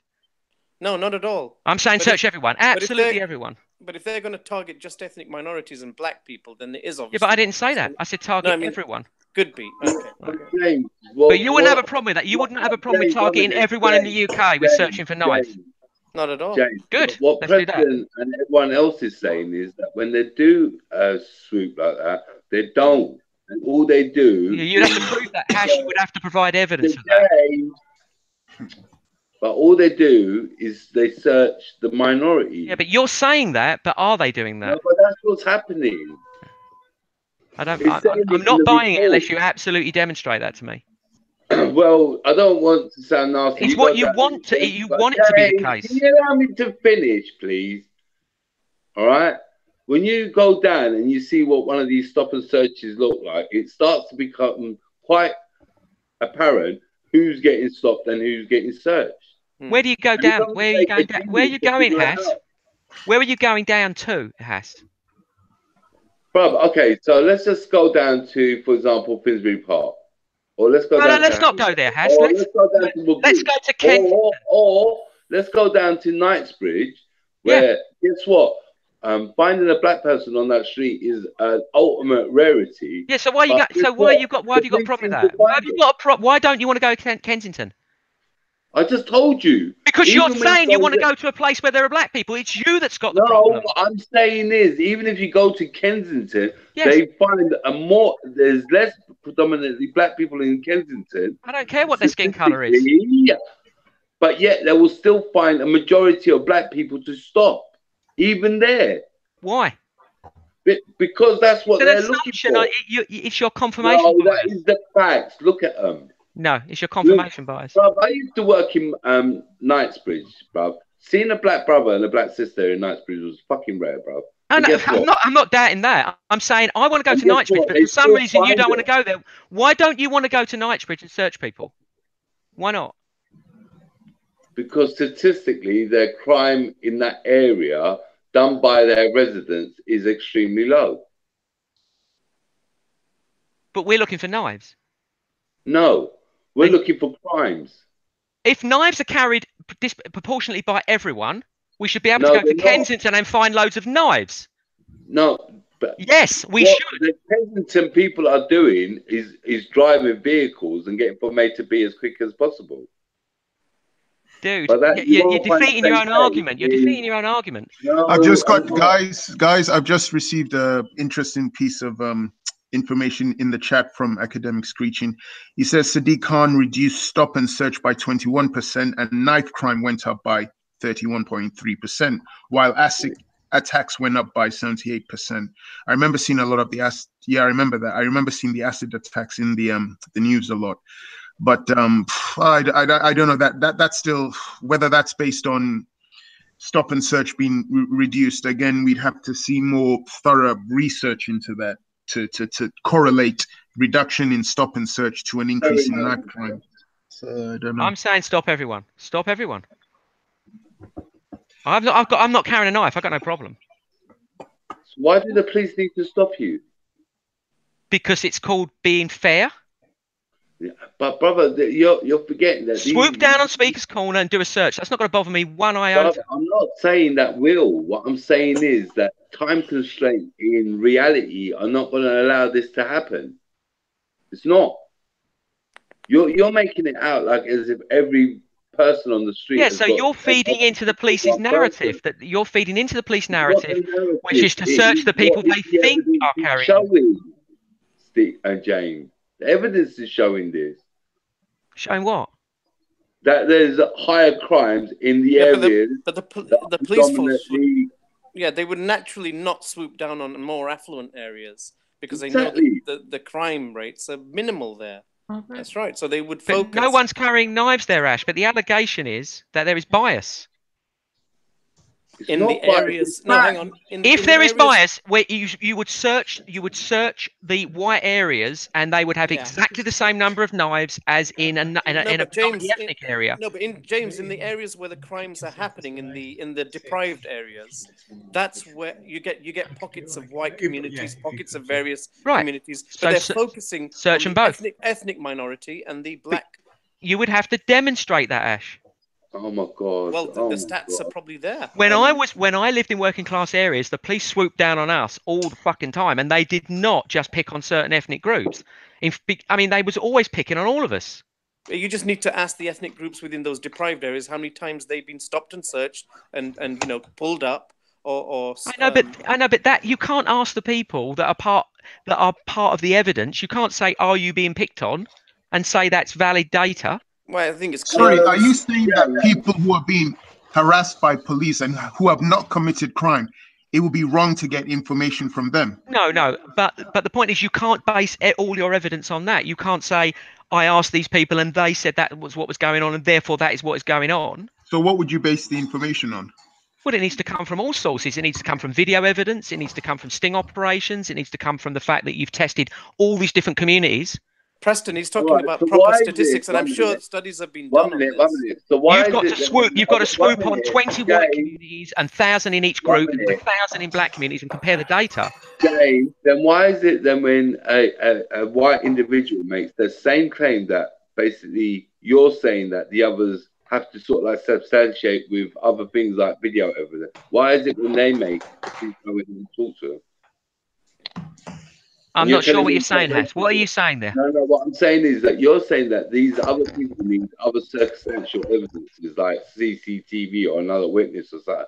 But when someone makes a claim, like for example, oh look, that black guy looks shifty, or look, he's wearing a hoodie. You're just giving me some anecdotal nonsense here. This is not this is not evidence, man. No, brother, this is what I'm trying to explain to you. That's why the two don't mix. You can't even show me one case. You'd have to show me. You need 10,000 bits of data here. You can't just go, I've got a video of a black man being abused and say, therefore, systemic racism. We're going to need thousands of cases. Hold on, I want to ask Betty. Is it possible you can give us any insights from up north in Manchester? What you've?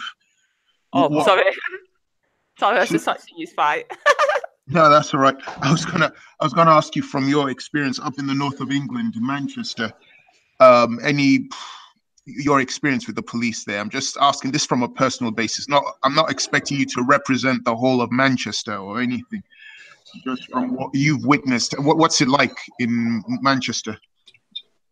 It's just very similar to what the paper says. They do discriminate on race. It's mainly Asian and black men that get it. They're not really after Asian and black women, but you will see, just like lying on police statements, stopping black men, Asian men, you look suspicious, that type of thing.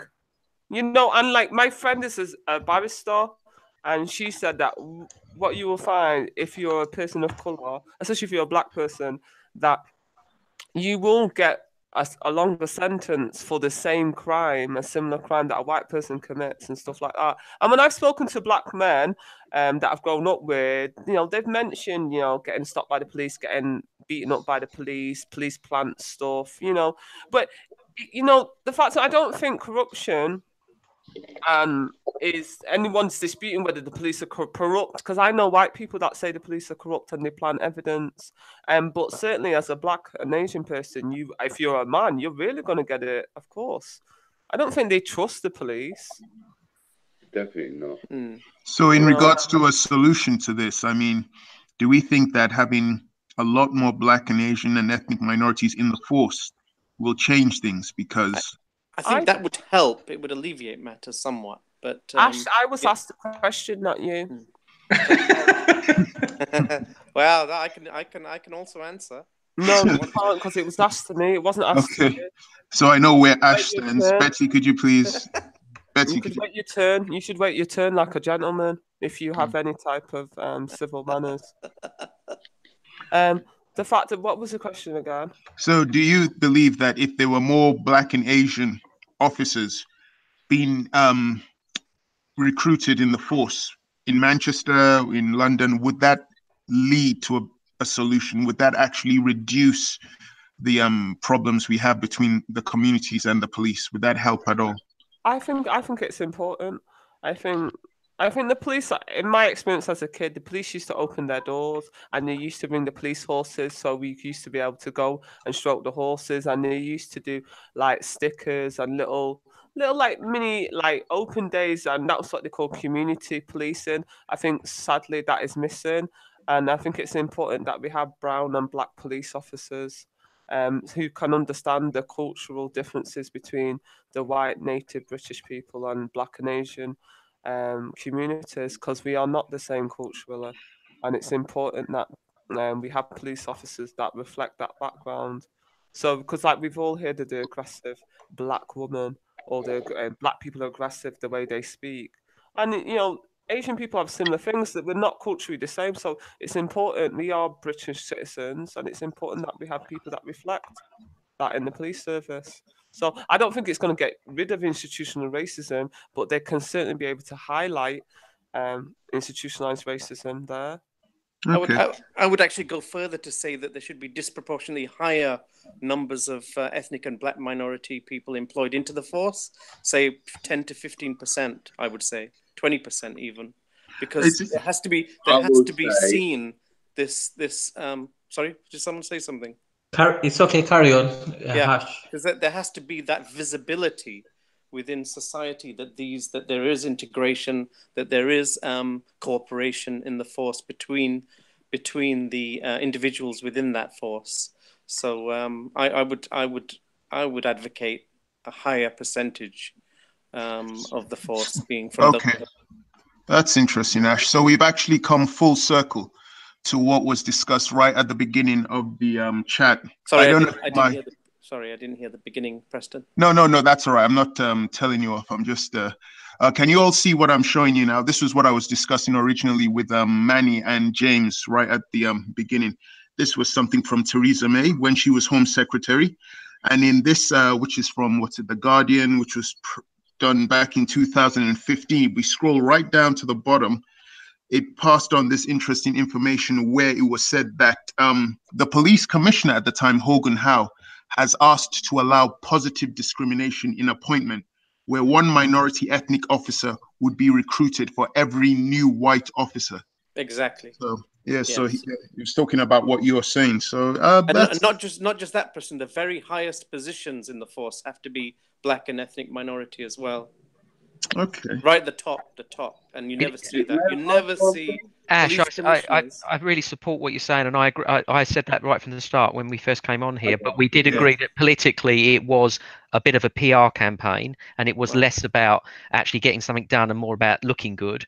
But there is in the States there's whole areas of the States that are policed. The blacks are in the highest positions. They're the commissioners, still the crime is through the roof. So this argument about we bring in ethnic groups doesn't necessarily mean that there's going to be a wide change in the crime. It might but the States is a different scenario to the UK. It might well make a difference in this country and not. Yeah, no, I think it would. I'm advocating exactly as you're saying that we should definitely do it. I agree 100%. Yeah, I'm not. I'm sorry. I'm advocating that we have the correct kind of police officers doing the jobs that they are paid to do. Now, that's simple. Now, I'm sorry, but just because you need to find, example, 10,000 Turks to become police officers in the Turkish area, that you're restricting yourself then to having to find that kind of Turk that's going to be able to police that kind of person, and as well as that, respect the law in that respect. It's a near and impossible task. You're making your job a lot harder to find recruits, as they're having problems finding recruits right now. All you need is people that have got the right aptitude, the right attitude, the right training, and the right, basically materials to have their job done. I'm sorry, but it does not make no sense if you're getting arrested that you're having to wait for a black police officer to come down because you're a black person and you got robbed by a black person. That's just ludicrous. Give me No, a but, police no, but officer. Hassan, we're advocating. That's the reality of it, Ash. No, a Like, melting I get pot. this, that you're dismissing, like you're No, seeing it in a very, but no, it's but not. I'm not talking about blacks. You know, ethnic minorities I'm policing not their talking own about ethnic blacks. I'm talking about communities. Indians, Turkish, Indians, Yeah, it's got to be Chinese. mixed. Yeah, I hear that, but instead of doing that, just look for people that are good in their community that want to make a change. You having to have sort of like a benchmark of putting a Indian, for example, above everyone else because he's an Indian and he's the best Indian that you got makes no sense. If No, you Has, got, we're asking for example, 50 native officers that have done a far better job and have got a better record at doing their job. That's disheartening. Yeah, Then you'll start. we're talking about encouraging ethnic groups. No, but it's not encouraging. What you're doing is you meant encourage by giving good performances, not because you've got a certain shade of skin. We're not saying that, Has. We're not saying that at all. Hang on. But it would But be it was. performance You were based. just saying that. I didn't say that, nor did Ash. Oh my God. But obviously, so what is it that they had to have many more ethnically diverse people being put at the top then? So what is that then? Or was that not spoken? No, it'd have to be based on merit, of course. We're not advocating exactly. that. So why are we then having to bring the colour into it? Because we have because the communities don't feel as if they're represented by the police properly. No, That's the communities are not represented by law-abiding police officers that are doing their job. That's what they're doing. But you saw the video of the Indian lady. Look, what happened in Rotherham? Let's get this right. The police couldn't do their job because they were to be considered racist. Now, this needs to be gone. No. Is he good at his job? Can he do the job? Are you giving him the tools to do his job? Great. Has he been given the training to do his job? Even better still. Now go do your job. Now, if that person happens to be an Indian, brilliant. That's no different from what we do today, what you're suggesting. That's no change. Caribbean, Nigerian, Ghanaian, brilliant. I've got no problems with that. As long as they're trained and they're able to do the job, great. But it freaks me out that you're going to put this. Yeah, but at the moment, there's ethnic minority policemen who are not able to rise up the career ladder purely because of their race. What do you mean because of their race they can't rise up? Because I'm just saying that. I don't necessarily agree with that, Ash, but I think that they are not encouraged. Sorry, but their police officer, what he needs to do is stop worrying about his race and just go out there and be a policeman. Do what a policeman is meant to do. Open his eyes, open his ears, listen to the community, talk to the community, follow up investigations, arrest suspects. I know, but there is a distrust. And then repeat. That's what. There is a distrust in the community. We're trying to address that. No, again, the distrust is in the way that the laws have been implemented, the ways that the police have been. I'm sorry to say this, but it hurts me to see that a policeman can't go into a place, like two white officers can't go into a brown community and arrest someone. That's more insulting to me than worrying about they're going to get called racist or anything. Dude, if a force goes into an area and that force is predominantly white and they are arresting black people, the allegation could be made that they're being racist. If we eliminate that problem, if we take that out of it, that's gone. No, that's what we got to address. Because then there's going to be. I am addressing it, Hass. I'm addressing it directly. Yeah, but you addressing it by putting other people that may not even be totally qualified to do their job because I never said that, Hass. No, you made that up. We're not saying that. We're saying we want to encourage. James, you're already having problems finding police officers in every community. Now you're restricting it. Let's find them in this community. I would listen to what you're saying, brother. They're having problems finding. It's called making sense, Hass. They're having problems finding police officers. Full stop, bro. Yeah, we need to encourage people. Don't you understand? Yeah. Encourage people to join. Oh, Jesus Christ. Who would otherwise not? We need recruitment drives to encourage. What is the problem with this? Why have you got a problem with this? No, I don't have my problem is that we're overemphasizing on having it to be a skin color. We're having a problem already. Yes, because it is perceived to be a problem. No, it is. It's not. It is a problem. It's not. The just Indian seems to lady be, said it is a on the problem. video, she said on the video how the community were happy to deal with her. She speaks the language. She understands the culture. What's wrong with that? Brother, I'm not saying that we can't have those days where, like, basically someone in their community that has risen up to becoming a police officer could address them. No one's got a problem with that, Good, because James. that's all we're saying. But what we've got a problem is, for example, now because I'm Turkish, I've got to get thrown into a Turkish community site to police them. It doesn't work like that. It doesn't work like that. They've got to find No, people it's, that you're not thrown in, Hash. You recruit from the community. That's the point. What if the community is not up to scratch? Thank you. I'm not saying it's going to be trivial, Manny, but I'm saying you at least try to recruit from the community so the officer understands the community. That's positive discrimination then. Yes, it might be, but it's exactly, a good thing. Precisely, that was the whole point of the thing that the last commissioner Hogan Howe was saying in that newspaper clipping. He was talking about positive discrimination, which is what Ash was talking about. So Yes. from this discussion that's been going on, I can see that I don't have a problem with it. Ash doesn't have a problem with it. Hassan and Manny, you have a problem with it. But James, do you have a problem with the positive discrimination tactic? Yes or no? I don't know if you have a problem. Well, what I said, I clarified it before. I said that, and I think what Hass is saying. Basically, when we've got two candidates and they're both equal, you choose the one from the community. All right. Yeah, I agree.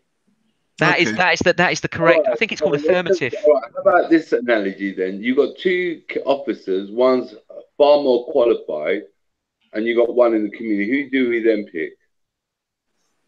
Well, obviously, you go for the more qualified one. You'd have to. Correct. But you also, but through positive discrimination, you also employ someone from the minority. That was the positive discrimination, which obviously a number of people on the panel don't agree with, which is fine. So we just have to agree to disagree on that. So that's okay. But it is, but Preston, it is about a recruitment drive in the community, right? It's about looking for people to encourage people in the community to join the police force. I know it's an uphill struggle, but it is a positive thing that we should be doing. I don't see community coming in without discipline, man. You first need to establish discipline, a system in place. But Hass, I think in fairness, you're looking at certain people and saying those individuals won't join the police force, but 99% of people are just good, decent. But I get that, but 90% of good people do bad things, brother. No, Hass, for God's sake. Oh my God, bruv. You know well, guys, I'm gonna close up now. I think it's been very insightful. Unfortunately I'd like to say I'm closer to believing what I think would be a solution, but I can clearly see that we're not all agreed on it, and there's a lot that has to be done. So I'm just going to leave the last conclusion to Betty and Manny. Betty, do you have anything to say before we close up at all? Yeah, I just wanted to say, anyone who is an ethnic minority that wants to be a police officer, please do try and do it if that's what you want to do. You know, I think you can do. It's important to have a police service and not a police force. You know, community policing is really important. So yeah. Thank you. Thanks, Manny. Well, thank you for hosting the show, Preston. And my final thoughts are: if institutional racism does exist, then institutional solutions should exist as well. So I think the best positive foot forward should be looking at how police officers are trained, their thought process, and how they conduct themselves, because I think there's far more decent, honourable, and people with integrity in the country than there is otherwise. And if we look to recruit the right people, then all these type of menial problems would disappear. When I say menial, I'm not saying that they don't matter, because they do matter. They're very serious. I just think that if we had the right type of people in charge of the police force and conducting the police force in the front line, then these matters would seem trivial, because the right people wouldn't be racist in any shape or form. Okay, thanks very much for that. Ash? Yeah, I mean, I think that there's a stigma associated with the police force, and that stigma prevents people from ethnic minorities joining the police force. So we have to somehow break that stigma that is associated with it. And it's very difficult to do that, because it's ingrained in people's minds that the police are such. So in order to improve recruitment, perhaps get out into the community more and build trust. I mean, trust is the main thing, isn't it? Yeah. If you don't have trust, then you won't want to join the force. So let's face it. So breaking that stigma, basically, Preston. Okay. Hassi, do you have anything to say before we close up? I would love to. For those that are considering joining up the police force that have come from good stock and have got good ethical backgrounds from any minority, the police are really genuinely looking for you. Stand up, be counted, and let your voice be heard. Sitting at home and sulking is not going to be the way to sort it out. And that's to everyone from every minority, majority. Thank you very much, Preston, for hosting a fantastic show. I hope I wasn't too much. And again, thank you. That's all right. James? Yeah, I just want to pick up. I think what Betty said was excellent. I fully support that. I just want to pick up on something that Ash just said, which is that he said there's a stigma in the police force, and we've got to overcome that. And part of that is to not keep labelling them in the way that we are labelling them. All right. And thanks, Preston. That's all right. Thank you all very much for your input. And hopefully... Are we going to carry on this after you stop the broadcast, or is everybody leaving? Everybody's leaving. Okay. That was very definite from Preston there, wasn't it? Because I know what happened last night. Manny, you went to sleep, but it kicked off the World War III between James and Hassan. I had to duck out. I didn't even say goodnight to them. I just left quickly. So that's what I mean. So whoever wants to leave from the after show can leave, because it's not going to be broadcasted once you press stop broadcast. So actually, Betty Hass and I had a very nice conversation afterwards. All right. What about? So I'll ask anyone then. Does anyone want to continue once I stop the broadcast? I wouldn't mind for a few minutes. I don't mind carrying on for a few minutes, sure. All right, fair enough. Way past my bedtime, but I'll speak to you soon. Okay, so I'll stop. Thank you, Preston. Thank you, That's guys. all right. Thanks, Preston. Brilliant. Thank you. Thanks, Preston.